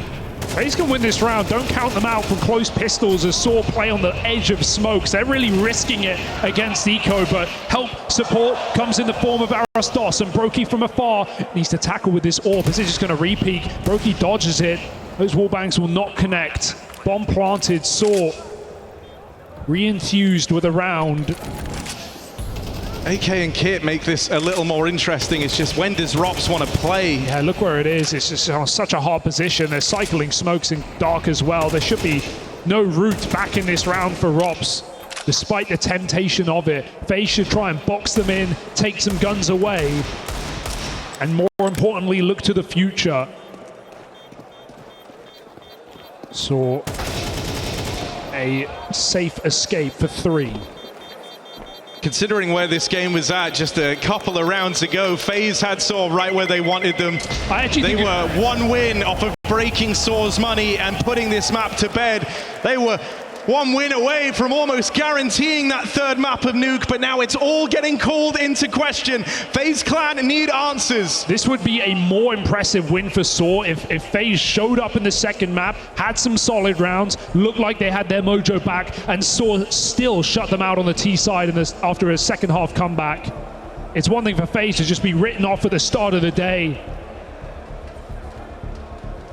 but it's another to fight back to back from 8-4 down, a pistol for FaZe, and still close it 2-0. sAw want to win this one without caveats, without Nuke. And this right now is a 2-round game.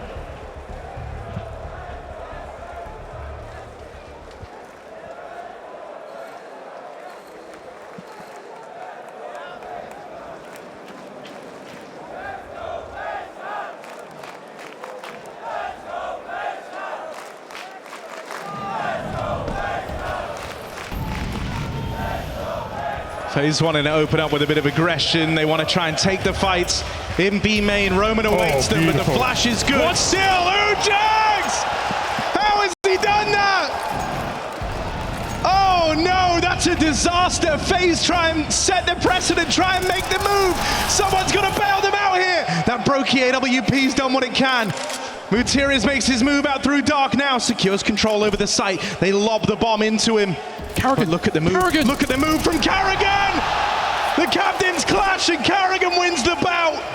FaZe from dire straits. A horrible opening. They found a route back in. sAw now are the ones who have got to reply. Backstab, locked out. Aros DOS, welcome to Cologne. That double kill tees them up. Gap keeps closing. FaZe are running out of room. They are on their back and sAw are just wailing punches right now. No money. A 3v5 almost pulled back, but beautiful anti-flash work for Ujax. And Aros DOS closes in the heat of battle. The team that's whole identity centers around being big stage players. A team who rises under the pressure, doesn't succumb to it. A team that have forged their entire history on the results of big games like this one, now stand to be taken the distance by sAw, the dreamers. The ones who for the longest time have been chasing even making it onto these stages. And they are now at this point where they are about to break even. FaZe are left with a force buy, a partial buy. Gives them something to fall back on in the long run. Yeah, a hero orb dropped by Rops to Brokey, looking to play for opening kills. It absolutely has to. This can't be a passive orb sitting on the back lines. Brokey's got to go ham in this round if FaZe stand a chance. He's got to be the action man of FaZe. Taking the front, taking the brunt, and taking down Aros DOS. Brokey repositions, and sAw committed to a stack. Rops right here, dead straight away. Man, a few words. His actions have got to speak louder now. Brokey's orb fires off, swing it in. For Story, this might just be the beginning. For FaZe, this could be their end. Clash of the orbs, and sAw comes out ahead. This partial buy goes nowhere, and it's a tie game. And this isn't one where sAw were battering down an off-balance, a stunned FaZe Clan. They came into this with a good first half, a strong first half, and many an opportunity to take it over the line. sAw have battled back every step of the way. This was 10-4. Once sAw got guns out, one blemish on the record, and trying to set a new one for the Portuguese scene as they match up FaZe 11 apiece.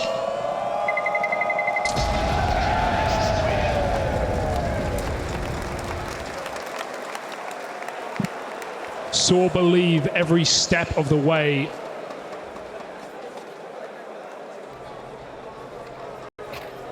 And FaZe have to shake off this astounding T side with 2 rounds in a row.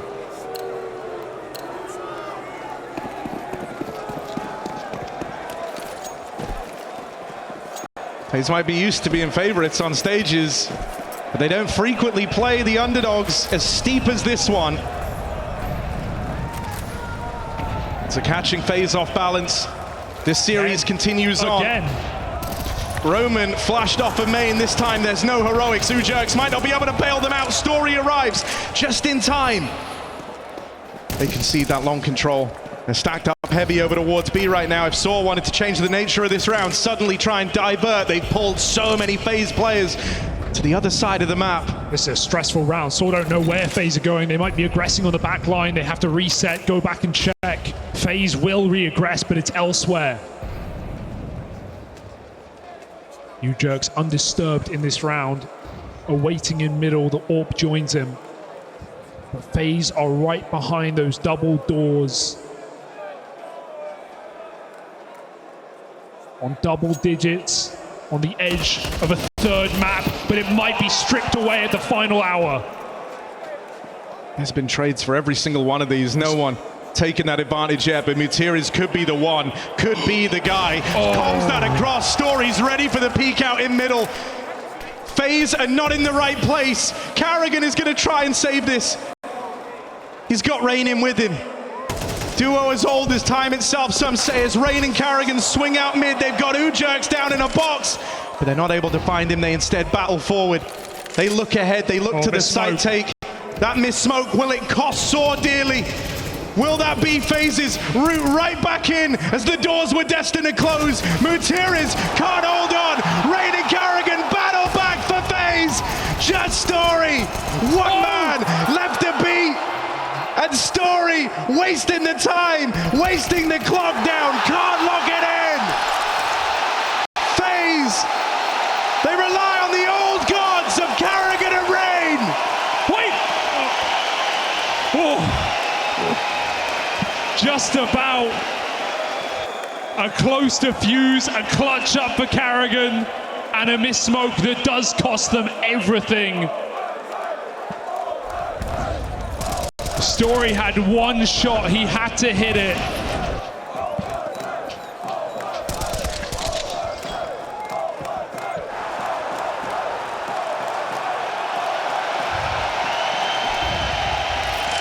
And winning that round, that makes the Lancers sing, that makes them happy.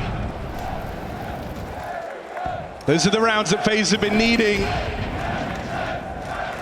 Now we find out, have sAw blowing too close to the sun? So close to locking in their chance to 2-0, while now they're hoping for overtime here. And the big question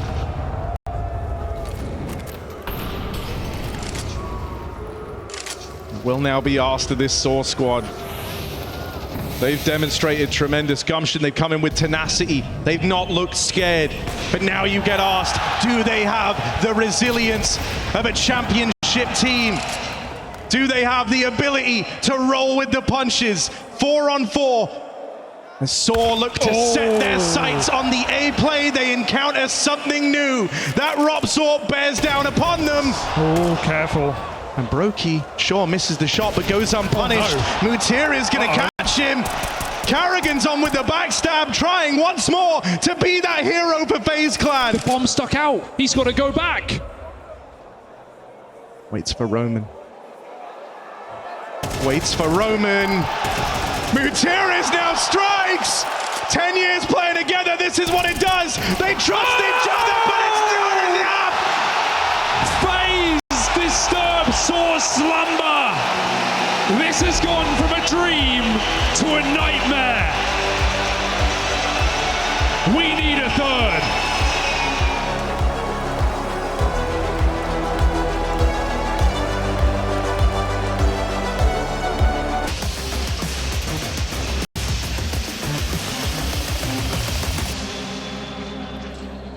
Couldn't be a better place to decide this series than Nuke. Most played for both squads. sAw fresh face to tier 1 and taking names while they got here. G2 and Na'Vi fell at the hands of sAw on this very map, and FaZe have seen just about everything that Nuke brings. They've won championships on this map. They've won Cologne on this map. But can they take down sAw in this hyper-important finale of the quarterfinal?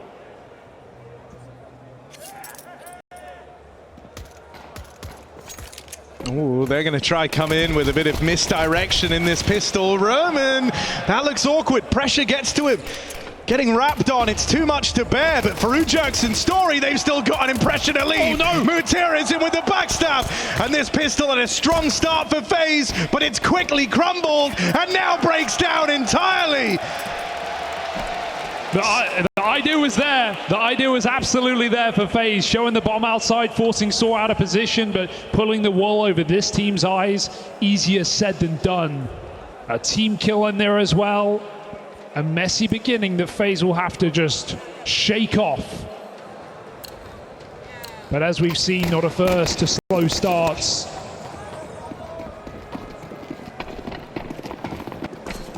We're still expecting that strong finish. Double flash topside pop on the Glocks. This should just be a shooting gallery for sAw. You don't want this to be too expensive. And so as Roman drops on in, he will save the day, stop that from getting out of hand. And so now I think this gets very exciting. The ball feels like it still might be in sAw's court here. They are unquestionably a strong Nuke team. And I think that's what's so exciting about us having this as the third. Yeah, especially considering they didn't get blown out in the previous map. They pulled it back. They made it interesting, short, falling right at the final hurdle. But they were there. Eyes on the finish line. I think the thing that's so... The big sort of question now is, can they play their usual style? This is the real test of it. This is the one that you've seen sAw play the most. They have a very exact way about going about these CT sides. And so can they deliver that under the most pressure they've played under? Yeah, and funnily enough, both these teams, especially sAw, who we've seen at this tournament, have had far better T sides on this map than actually CT sides, right? So they have to be okay with waiting for that second half to really get started. But a pistol in the pocket, a clean conversion, sort of floating right now. Can FaZe catch up?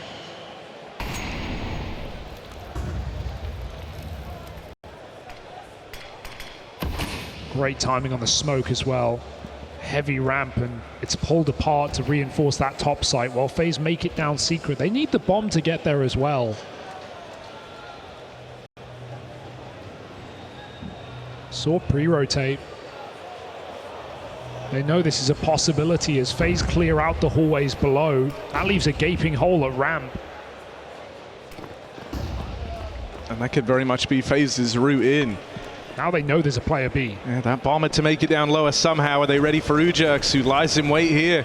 Manages to sneak past them. Kills come in the meantime, and Ujerks only just gets spotted now. But an awkward spot to be in. Brokey runs him down. Story arrives here quickly, maybe faster than FaZe expect. But Carrigan, head on a swivel. Bids bye-bye to that AWP, and Mutiris is left too far away to play into this round. So you don't have to wait long to see what FaZe can bring to this T side. A fresh face in their first rifle round. Felt like sAw really didn't believe that FaZe were actually going to go for the throat there and just drop down ramp after getting players across on secret. They padded the upper site, and Ujerks had to commit to his kill against Carrigan to even make that round interesting. There were players running around him, and he tried to squeeze out 1.5. Instead, he gets nothing. Expertly done by Carrigan, and FaZe on the board early. Even an AWP taken out of sAw's cabinet.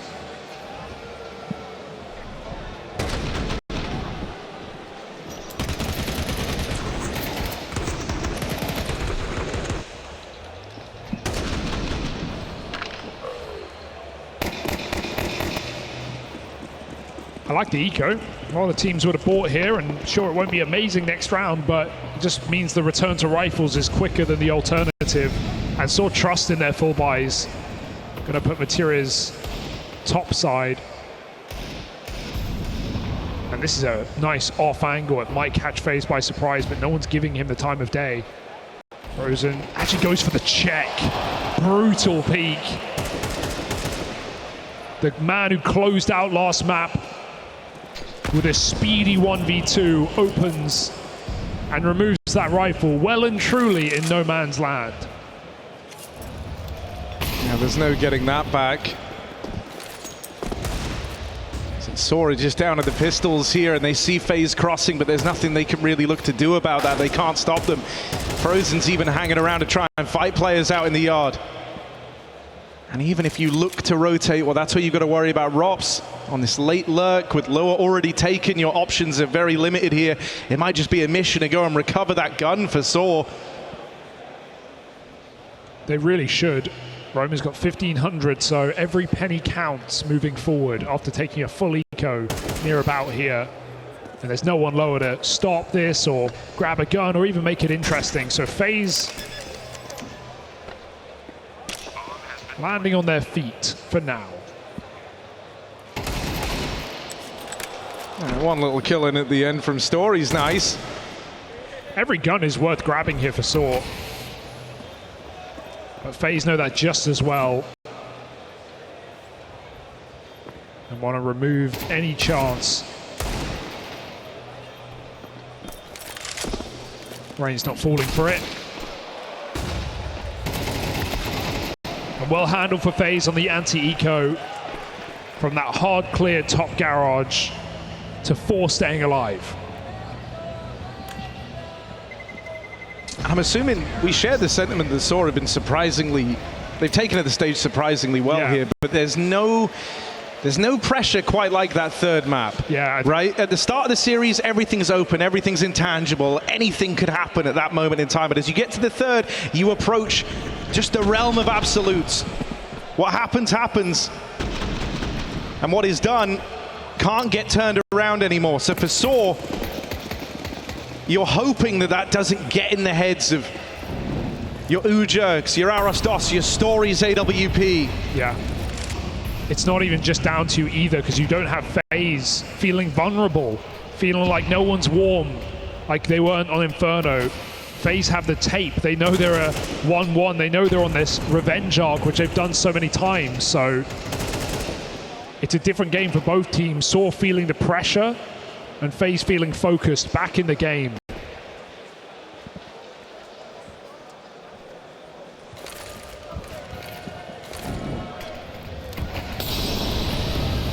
A clear game plan for FaZe. The outside smokes land once more. And the cross will be relatively undisturbed. The nade is only a fake out for sAw. No one's fighting outside. They're allowing FaZe to cross the secret into Story's AWP. Oh, that's a lovely shot found for Story. FaZe rightly call it off. They can do it just a little bit later. They need a ramp pick first. Ujerks had to make concessions over at ramp. That could open a route in. Mutiri's back at garage.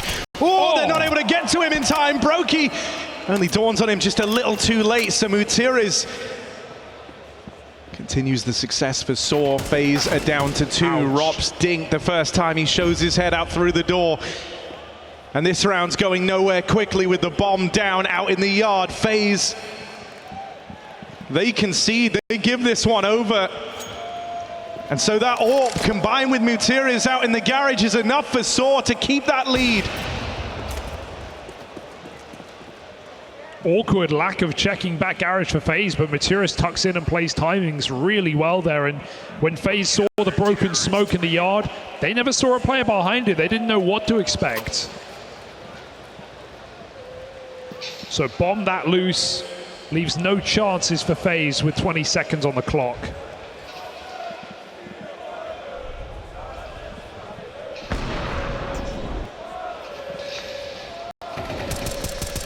And sAw are not a team that often even start with a player in secret, drop players lower. They love these upper stacks, they love these ramp stacks. So Story in a great position early in a gun round to remind FaZe to be careful on these outside crosses.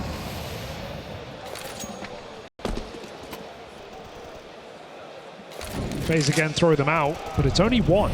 Yeah, I think Mutiriz has done a really good job of demonstrating his eye for this map. They do a lot of the calls, a lot of the leans, a lot of the stacks. On the back of Mutiriz is just read of the game.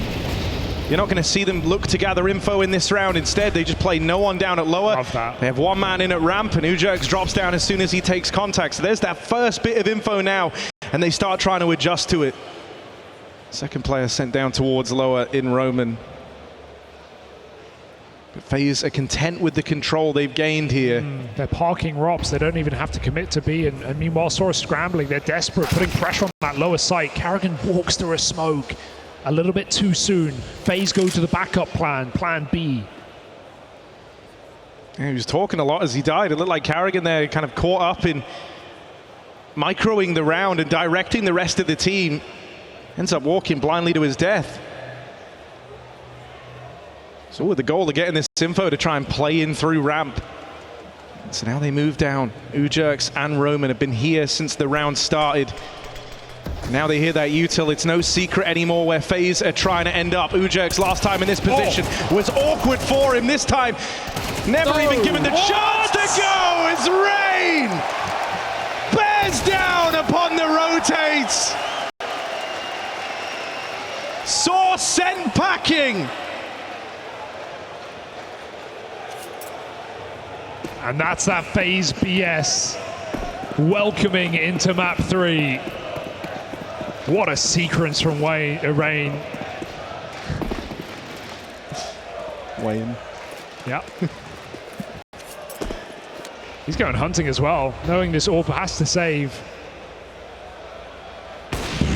All right. He tried. Oh, God. Letting it get a little expensive here right down the stretch as they go hunting. They wanted to remove that AWP. As good as Rain's movement was, it wasn't enough to get him past that AWP. FaZe have still managed to level the playing field here, though, and the reason why they were trying so hard to remove that AWP is it's all sAw bring with them into this round. Yeah, I would trust in like a Brokey on the CT side in this round, or surrounded by pistols, but I think Story, even if he's looking for opening kills, I haven't seen anything from him to suggest he can win this round solo. I don't think FaZe will give him that option. So let's see how he decides to use this. Maybe it is just a setup for a save to play the next gun round, but this is the most influential weapon. What style does he want to bring into an eco?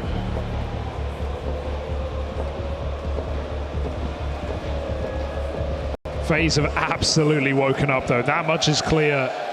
Some pinpoint accuracy across the last 2 maps from ROPS, from Rain. Brokey had a couple of rounds on Anubis as well, but he's holding off on the AWP.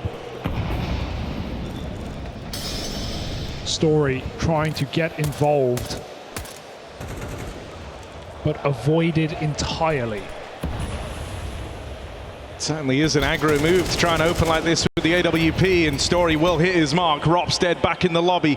When you see ROPS fall there, you can anticipate that he was flying solo in the lobby position. Yeah, they've done their homework. They should be able to go and grab that gun right now and establish some control. They could even go up roof. This is the risk. Oh, Frozen's waiting for exactly this. Arastas delivers a freebie to the FaZe ranks, not just the solo lurk. A bit much. But they had no eyes outside. They had no idea how many players of FaZe were aggressing. In fact, FaZe were resetting off of ROPS' death to go take back this space. Still a shot, but it's got to be clean on the dig. Oh, awkward timing for Ujerks as Frozen continues to pick up the slack back here in lobby. And with the AWP and the rest already rotated down to lower for sAw, they will get dodged. FaZe piece that one together. You can see the sort of changes Karrigan's calling on these T sides, like the very slow rounds, the reset rounds, cancelling things before you have to hit the red button. And I like that call to just give up outside when Rops dies, knowing that sAw will take the space and try and gather guns. And sAw get a bit too confident, a bit too comfortable. Climbing up the ladder, re-pushing lobby.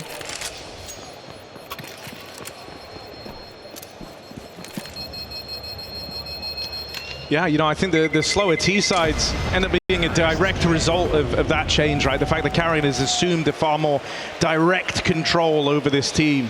You have to slow it down, because you have to go through Carrigan to move ahead with the play. Thus far, it's serving them well, and it's put them off to a good start here on Nuke, as they've battled back and forth for the last few rounds. They now chain two together.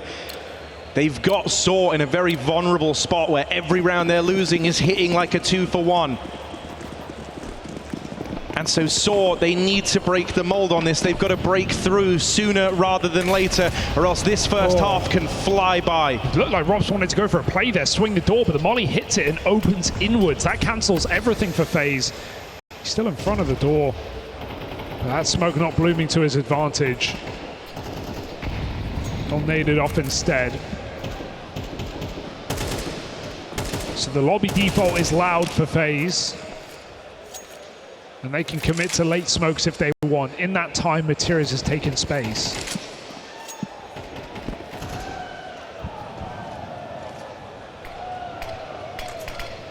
FaZe looking very comfortable.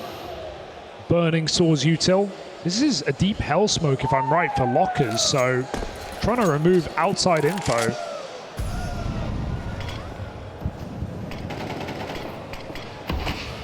As FaZe can cross deeper than traditionally, not just going for secret. That molly pushes Materials back. That gives FaZe everything they want. The steps are heard, but they're coming in through the smoke. Oh, Roman. Oh my, they've walked right by him. Roman's got to activate now, and he will! Quick double, withstands it, but not enough. Maybe not enough to win this round for sAw. He gets that multi-kill, you think you're onto a winner, but there's some punishing util up into the heavens. Bomb plant coming in, Frozen and Rops. Do they have what it takes? Rops thinks so. Quick flick back down, but so many more to deal with, and he gets overwhelmed. That's lovely to see for sAw. They actually don't let FaZe establish post plants. They don't let FaZe get comfortable. As soon as that player crawls up the vent, everyone pushes heaven together. sAw keep it scary for FaZe, uncomfortable in the post plant. Robs doesn't even know where to look. Anything but a clean round, but a round nonetheless. sAw are trading out with FaZe at the moment.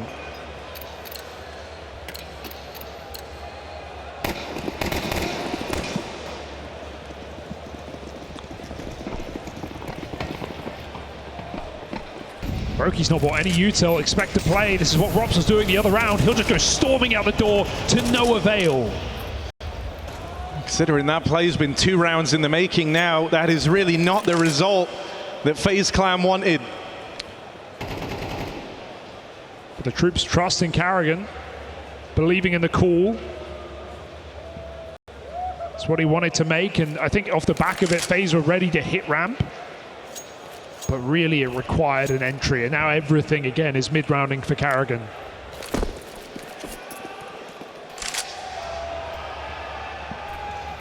Trying to exert his master plan on the round. sAw with a 5v4 are in such a good position. And I think, you know, one of the things that sAw worked on in that play break was putting more trust in the individuals. Because that's what it really felt like they'd lost since that blowout back of the major. And so you have this rigid T-side put forward from FaZe Clan, but will that break under the stress, under the pressure? sAw, they can withstand this one. They move up in a pole position. You've just got to stop this A push. Flashes rain in. FaZe start to move into this top site, but Arastos does not want to give them an easy path, does not want to give them an easy route back into this T side. Last second vent drop. The order of the day for Robs as he makes it down lower. God. Awkward on the door. No smoke down now for him to play around, and there's the backstab in for Story. Rops left up alone, a hostile lower sight as all of sAw bear down upon him, and there's no room to breathe. Lead taken for sAw on their CT side of Nuke. Yeah, and even that's just desperate again for FaZe. They're losing out on every setup of the round. Brokey can't get outdoor. Rain has to cancel outside as sAw continually break the smokes. And Story comes back down secret and hunts both players of FaZe before his team are even ready. sAw looking very comfortable, and they have still got their better half yet to play.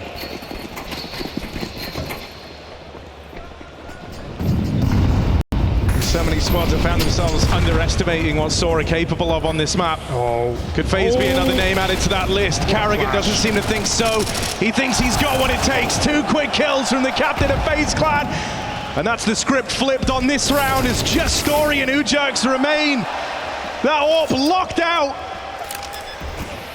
What a beautiful move for Carrigan. Delayed upper hit, and that extra flash gives him all the info, sets him up. Carrigan says to the rest of the boys, that's what I mean when I say fast player to the top site. 2 rounds in a row now, they've attempted it both times. The results have not been there. No AWP for you. And that's a backbreaker, a money wrecker for FaZe. Carrigan has set the example. Now will the rest of FaZe Clan follow suit? That one early flash was so good, it forced Arostos to essentially go anti-flash. Carrigan spots his shadow, and he's just able to hard clear him on the rafter. The second kill is unaccounted for. But for a team that have shown great ability to stop quick upper rushes, they did it to G2. They even did it to Na'Vi. FaZe have finally found their way in. 5-5. Timeout for sAw. Still things to improve. This half hangs in the balance. That's a balance that could really swing in one direction, with sAw deciding to go for the force buy here. They're shooting for the stars. They want to move into that second half, winning out their CT side, and so they're prepared to risk it all. Going for broke in this round. FaZe Clan, slow pace in the majority, but that last one called that into question, and so a lot of the util for sAw is spent early in the round. High flashes outside already as well, expecting maybe a pop through the smoke, another break. sAw have been doing it a lot, but they've not gone for the gunfights. Main smoke, Rain with a hard clear in a position that sAw have utilized a lot, and look at the space that Rain has taken. With Frozen being spotted, sAw may think that's the deepest player of FaZe, but they're gonna learn the ugly truth that Rain is in your spawn right now. Oh, supported by Frozen. Bit by bit, you would like to think that FaZe would start running amok, but there's a team kill at the end of things, and Brokey makes it matters worse. He's backstabbed up secret, and one by one, FaZe crumble under the pressure of this force.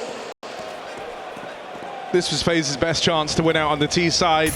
Suddenly, it's all on Carrigan. Opened up that last round with a double kill that teed up FaZe. But can he do it once more? This time, 1-on-3, 30 seconds. Carrigan, the hive mind of FaZe Clan, left wanting as that clutch comes up short. A TK in the mix. The battle comes within for FaZe Clan as sAw move into pole position on the back of that force buy.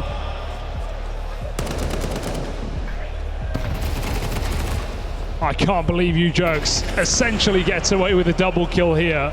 Forces Brokey's shot. That's a disastrous way for FaZe to lose a round where they had so much control over the money and position in the round. And sAw have been given a ticket to take a winning CT side. They still have to battle against a near fall buy from FaZe, but they got there with MP9s. Last charge for the FaZe Clan T side. Are we going to see more pace, right? Because the outside smokes have offered less and less work, less and less positives for FaZe as rounds have gone on. sAw have had those secret rotates quick, and they've been happy to fight for it.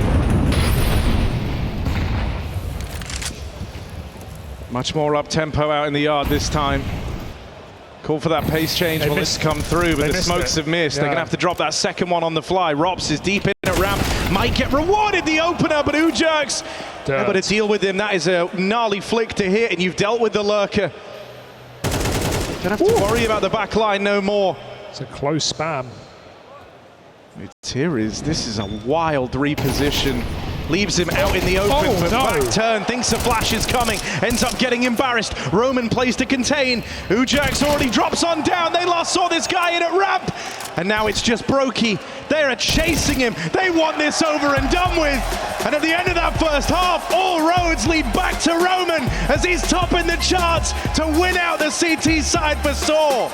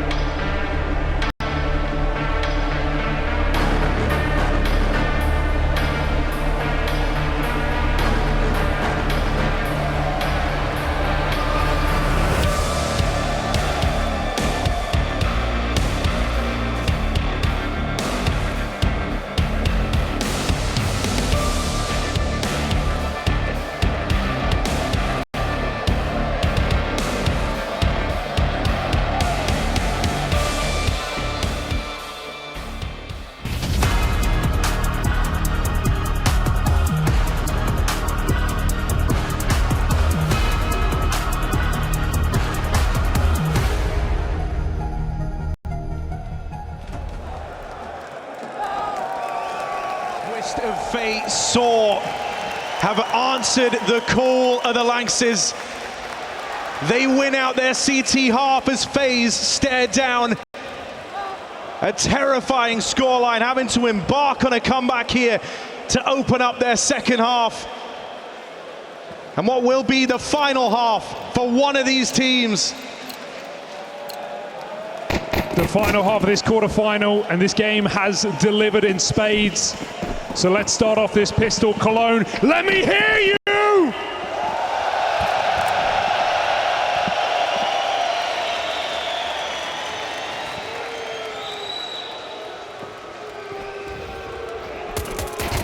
Robs displaced in at ramp, rotate down straight away.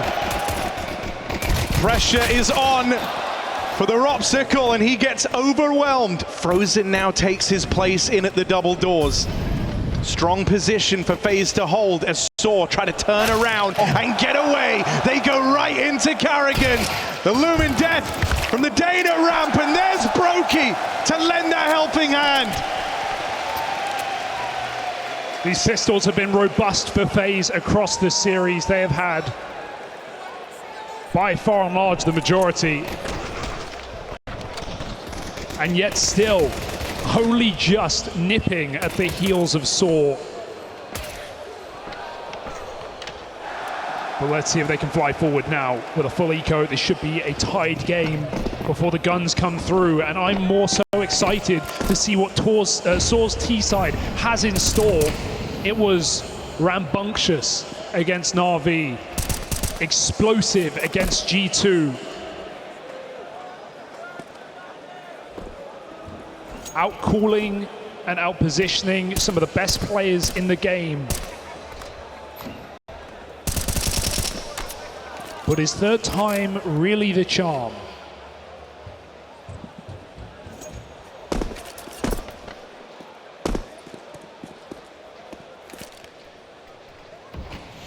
And this is one of those rounds where anything feels like a victory.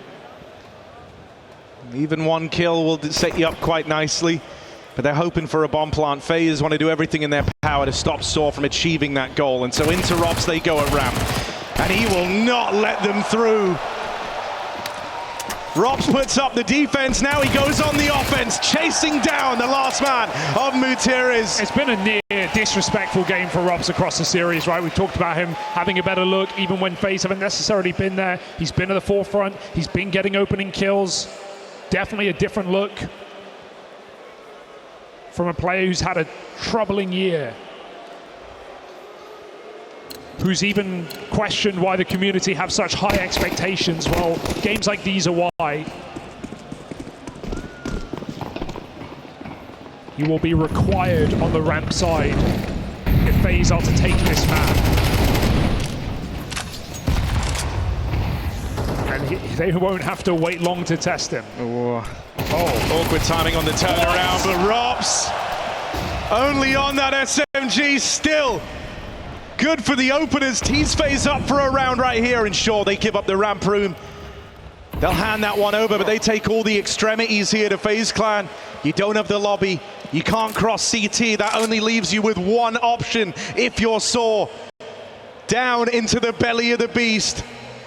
Down into this lower site where they face off, be Frozen on that early rotation.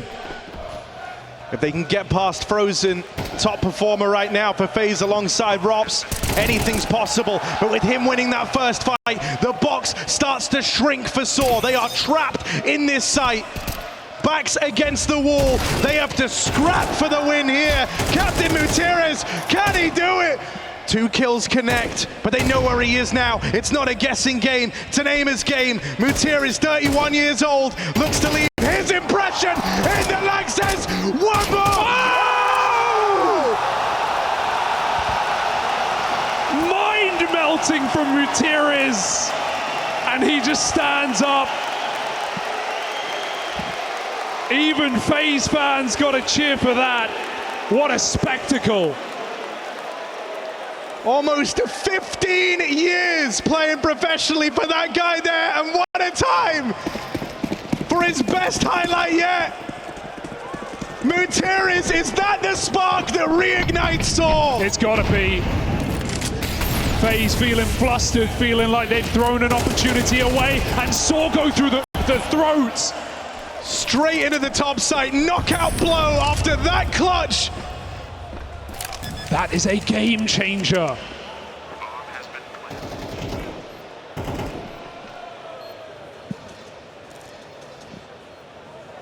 And FaZe have got to catch their breath. No time for a pause for Materis. He calls a quick explosion. And FaZe are bloodied by the blast.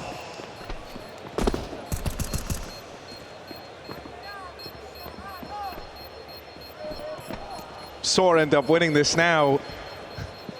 They will have their captain to thank. Because losing in a 4v1 like that, only to then get topside rushed in back-to-back rounds now. sAw have squeaked them past FaZe and they're fast running out of room. This is a hard team to KO. It is a hard team to knock out. So often you see FaZe take some stumbles, take some big blows, but they always get back to their feet. But does that happen here?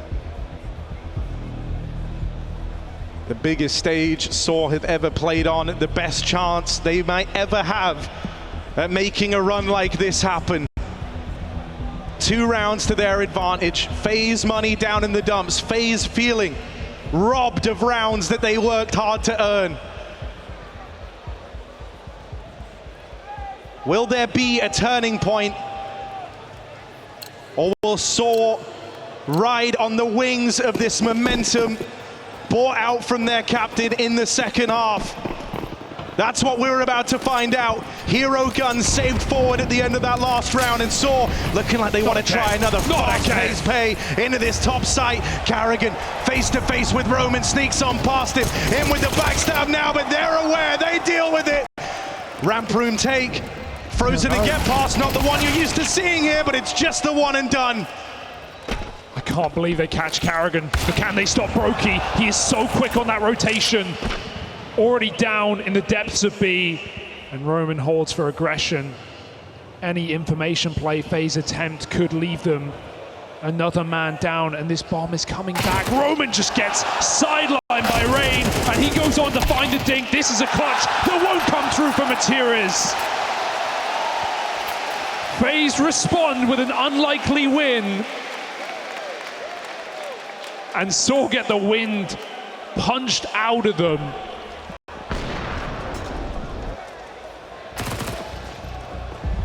Ranger sniping with the MP9. And Carrigan knows just how much that round means to break this momentous attack of sAw. They called a top hit fake into a ramp late. But FaZe positioned perfectly.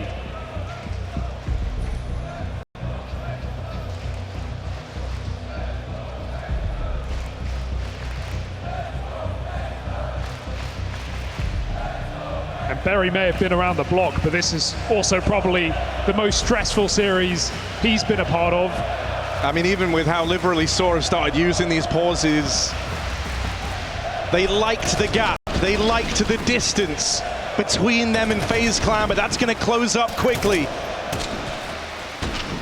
It's beautiful.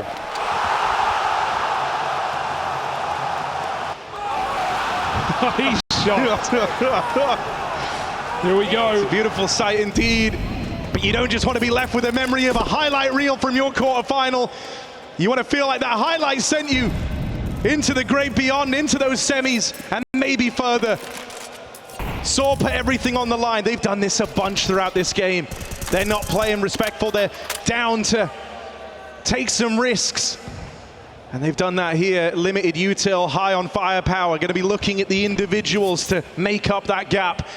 Nothing given by FaZe Clan early on here. Rain drops down. Perfect timing on that smoke as well. And just the fact that the map goes quiet only confirms what FaZe already know, that sAw have numbers here. And there is just almost no util left in the round for either team. FaZe can't block anything anymore. And sAw had to rely on the entry power and maybe a couple of well-placed flashes. Use that molly while you still can. It's the last one in the round. Rain can't put out the fire. Calls for support from Brokey. Gets set up in a power position on this B bomb site, and Brokey, of course, aggressive as ever, should pluck one from the ranks. Missed shot out of nowhere, they run him down. Another no-scope from Brokey, it lets him down, and Rain gets a haircut on the B site. 5v3, sAw explode, and FaZe deflate. Gonna try and save here, but that means you got to get past Roman, you got to get past this last man. He's knocked out one of the guns, and now they want to try and remove Rops's. He's on straight up evasion, and Story goes knocking. Lead maintained for sAw. Brutal. And it wasn't a pace change. They moved away from the faster rounds. A poignant reminder of what these T-sides can do when they take the pace out of them. Awkward missed shots for Brokey. Yeah, you bet your house that he'd hit that with a shadow advantage as well. Felt like he had everything needed to lock down that lower play, but nothing materializes. And so while this could have been the way back in for FaZe, instead it's a rude awakening. No money on the CT side.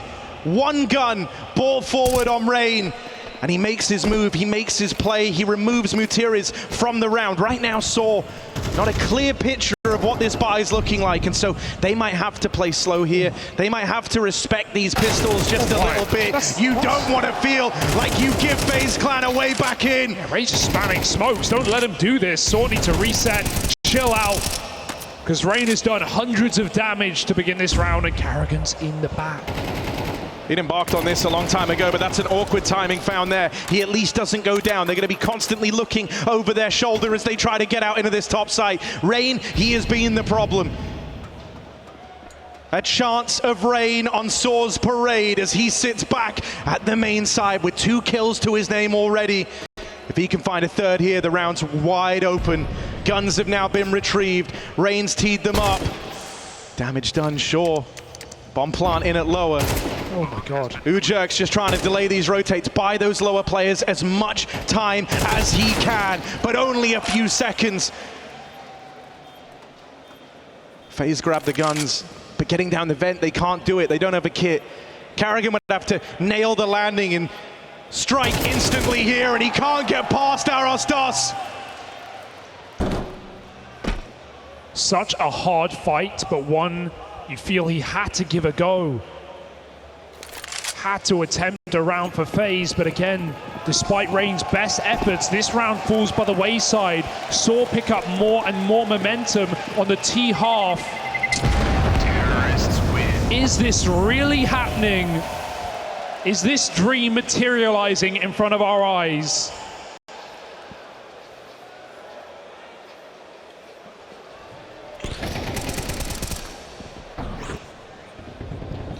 FaZe have yet to get back up on Nuke.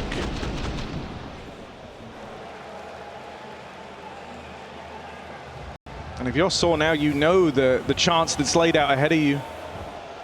FaZe, they had a hero gun in that last round, but other than that, you just saw pistols. You know that they have got no money. And so as a result, this next round means FaZe are going all in, and they're going to have all the bells and whistles, AWP for Brokey, full util, rifles.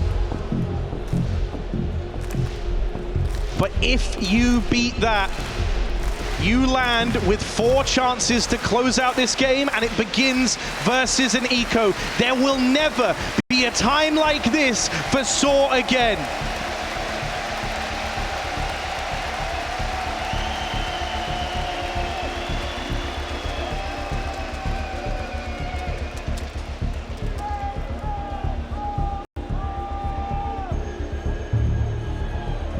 Now or never.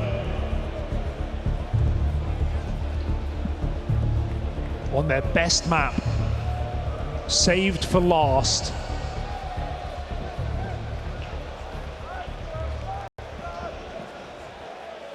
Against a FaZe who have felt threatened all the way along.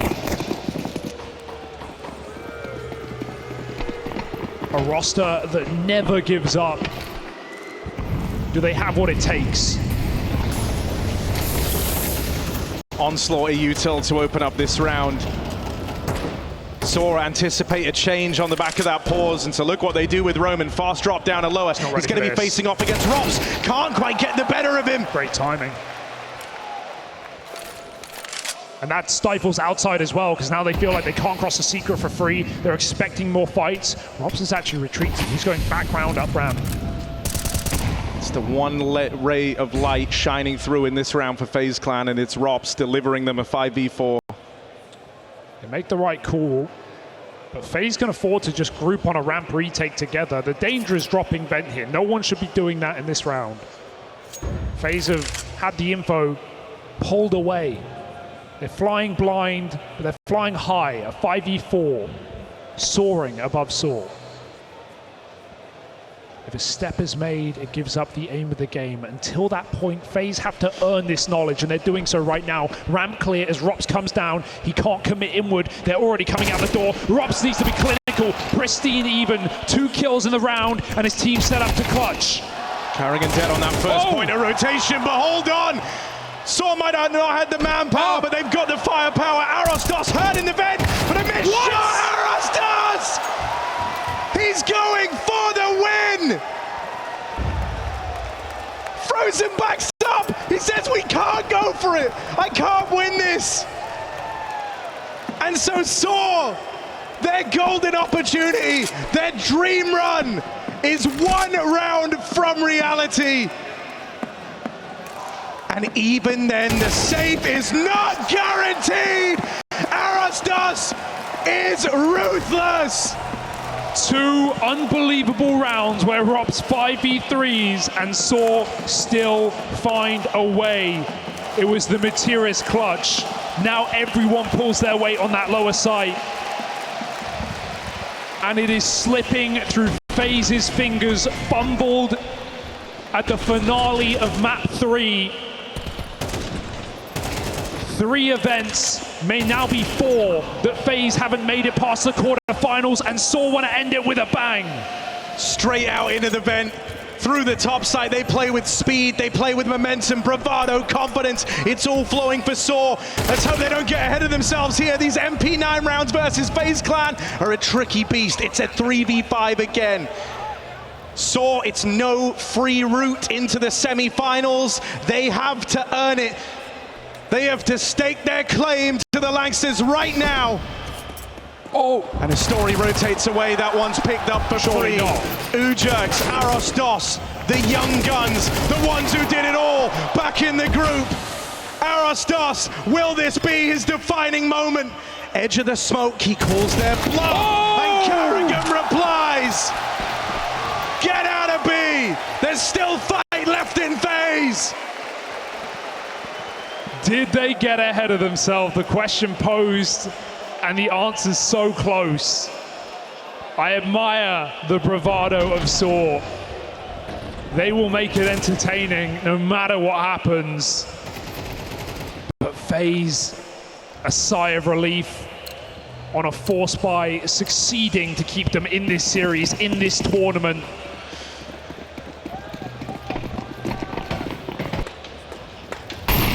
Did Liquid die for nothing? Can FaZe make overtime? It's the team whose reputation is solely staked around their ability to perform on the big stages versus a sAw that are getting a little shakier, more nervous with each moment that passes. To be so close to that goal, that dream that they set themselves all those years ago. Only to have FaZe finding a second wind right at the end. That turns up the pressure, that turns up the tension. Karrigan holding on at door. Spam comes through once again for Karrigan. So now we look to the story orb, hoping that a story is gone untold here, and that in their final hour he can be their path to salvation. Arostos and Materis out alongside him. Oh, it's fake steps. Now FaZe in the back of their head, they think a player's playing for heaven. They go making for a the move. info, they go for the fight, they go for the kill. Karrigan whiff though. They almost chase him down and escape back to the safety of B site. And top is held for only a moment, waiting for that flash, but not long enough. They drop in, they trade out, and FaZe stand up. Back-to-back rounds, and 2 more from bonus play. You never count FaZe out. This is where those lived experiences for the FaZe roster will be worth their weight in gold. sAw have never had an opportunity like this. Are they able to compose themselves if it feels like it's getting away? FaZe have been here before. They've won here before.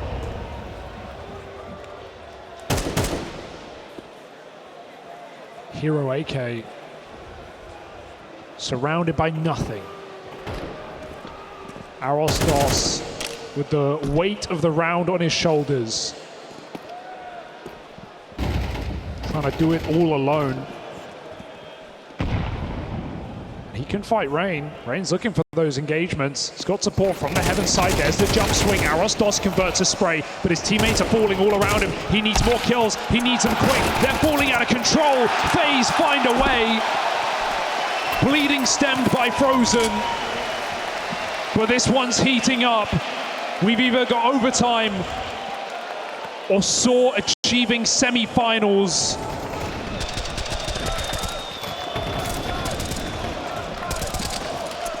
One round decides it all. This is either sAw stemming the bleeding, legitimizing a win versus a FaZe clan that were hot on the trails of a comeback, or a real sinking feeling for sAw right as FaZe reach their peak. This is where the nerves, the jitters, they set in. You had 4 chances to close this game out. You had 4 opportunities to lock in the semi-finals. But you don't have to give FaZe much for them to capitalize. Robs, he said he's not Donk, he's not ZywOo, not Simple. Here's Robs! Baptized in the fires of competition! Remember who he is! Remember the name! Frozen will close! Overtime secured!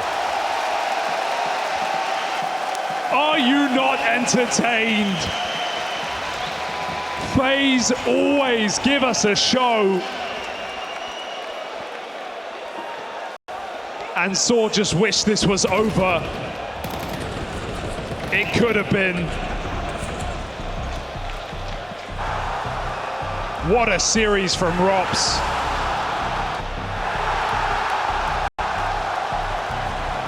And relief. That's the feeling for FaZe, that you're given another chance, another go, no economical woes.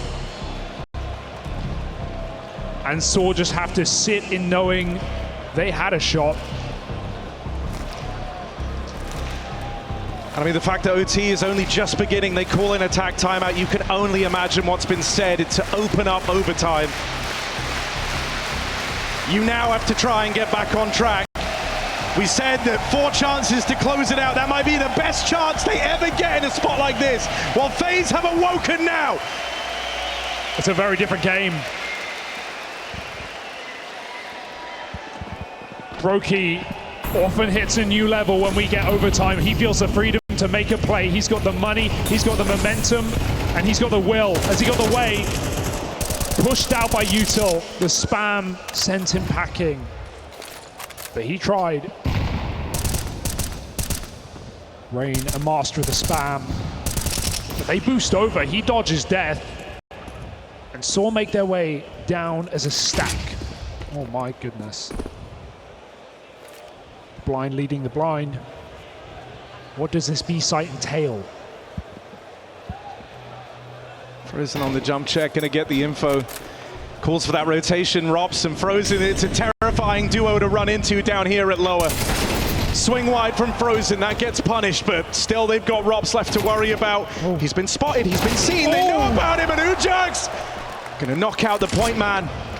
Deal with that one lone player that could have really complicated the round. But now these pushes are coming in. Bomb plant gets denied in that kill there. Carrigan gets activated, but just for one. Brokey has to fly solo. Haven't had those big Brokey rounds thus far. Will this be where he gets on the board? Given a chance at the fight, but nothing materializes for Brokey's AWP yet. He's held at window. They've given him the info with that shot there. Knows where both players are, but he can't respond. Ujax, huge for first round in overtime, right as everything's peaking. Ujax brushes it off with that 4K. Yeah, and that's all from Rops, making one step too far, exposes himself to single door, and the comms come through quick. Clinical entries from Ujax, and a well-handled 2v1, not panicking, waiting for his flash, and finishing what he started. sAw, as is often the case, hit the first in overtime after FaZe drag us there. Gutierrez making a move here. He's already gotten past the player in main. Oh no! Carrigan shined up! Gutierrez and Ujax swing in tandem. Brokey's dead in the vent, not today! And Rops runs for those hills.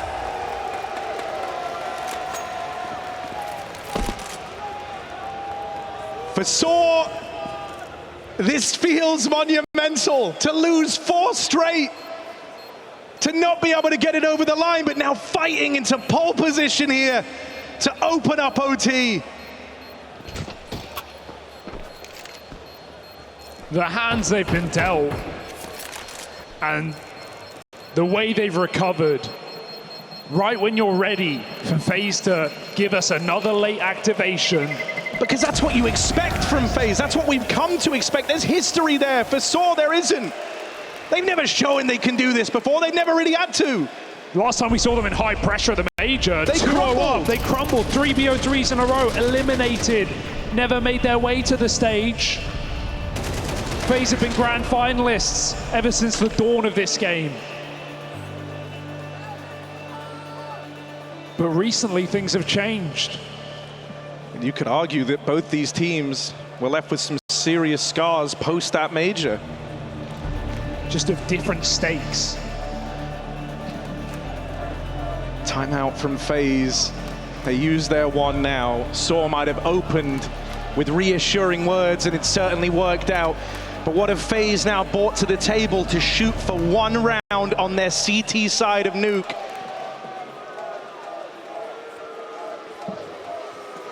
Yeah, no second orb today.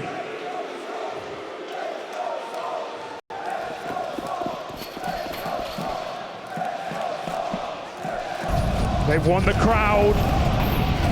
Can they win the round to take them to a clean half? It's another upper bust. Frozen traded after 1, and Carrigan fire, smoke, everything.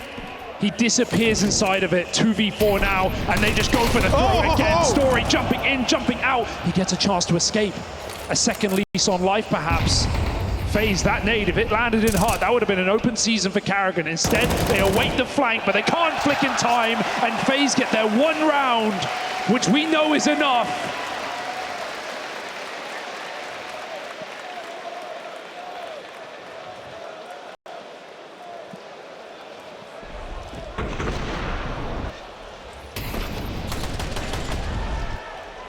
This is a quarterfinal that's deserved overtime. Maybe it deserves even more. FaZe with 1 CT round, now swap things over. Perfect. Compact, I'll go for top secret again. Push point compact. It's all good, boys. Focus on this one. Think what you want to do. And let's go. Let's get this one. What do you want to do? FaZe trying to stay focused amidst the madness sAw have brought to this series. And it's FaZe throwing in an upper exec, couple of misbits of util, not the end of the world. They're far from committing. It's Carrigan lurking outside who gets cleared aggressively. Story's orb bombarded with grenades. He needs to pick another player. Finding one, Rain denies. sAw still sit, a man up. Ujax, this is not an easy position, low on health. He's one shot from certain death, but Ujax dishes out that first killing blow. Gonna flash himself out, gives himself a little bit more room to work with now. And here come his teammates, and that's the strength of this sAw squad. The team play, the synergy between them. And it's too much for FaZe. Rain's out on an island. Gutierrez has the backstab. What is Rain supposed to do? Tries to make his move, but they swing. They throw him off. They toy with Rain. Once more, it's sAw with the chances. to lock in those semi-finals. And if they can do it now in overtime, there can be no question. Earned. FaZe woke up a sleepy Inferno, a storming Anubis, and again coming back into a Nuke second half. But it still leaves us wanting. sAw with a statement, and 1 round will do it. 4 kills will do it. Robs goes through a smoke, but the ramp room holds no treasures in this round. sAw for Portugal, this would feel monumental. A potential historic win here. Quarterfinals were the furthest you've ever seen a team go like this, and now eyeing up the semis. They're 4 kills away from it. Can they keep their cool? Can they maintain the composure that got them to this point in the first place? Frozen's opened. Roman doesn't know where to look. Just one from Ujerks out in main. Story moves in, open this round on that AWP. Looking to try and get that kill that sends them back in for the retake, but nothing is given, nothing is gained. FaZe will not make this easy. Time is fast ticking away. They're gonna go last second. They want to call FaZe's bluff here. Trying to move in right as that timer expires. Missed shot for Story, now the only hope, and he's got to run away. If FaZe let him, put some distance between him and this lost round. FaZe Clan demonstrating that they are resilient. That's a sensory overload on the top site. Neither player knows where to look. A layered split, main hut door, FaZe are everywhere. They're right behind you. And sAw don't know where to look.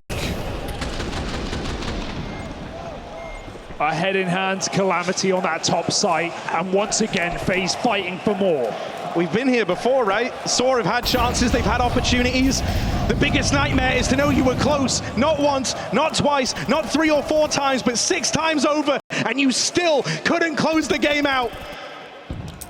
But you give FaZe that one shot. I doubt they drop the ball. So can sAw avoid ever getting to that disaster state? Break, nade, Rain with an entry. They rely once again on Materas.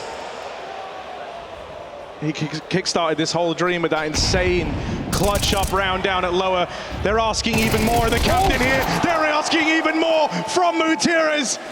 And he's up for the task, up for the job, delivers them an even odds 3-on-3. Can sAw capitalize? Is this the moment? Does it once again take the captain to tee them up for the win? sAw might dream no more. Brokey drops down lower. And Ujerks gives chase. They are ahead of him. They are all over him. Brokey has been anything but dependable here in these clutch moments. And if he falls down, that's the end of the line for FaZe. In the Lanxes. He hears the rotates, he hears the footsteps getting closer. And sAw dream no more. Almost 15 years in the making. A journey that has taken a lifetime. And a generation of players that Roman and Materas had to wait for now move in to the semi-finals. The pinnacle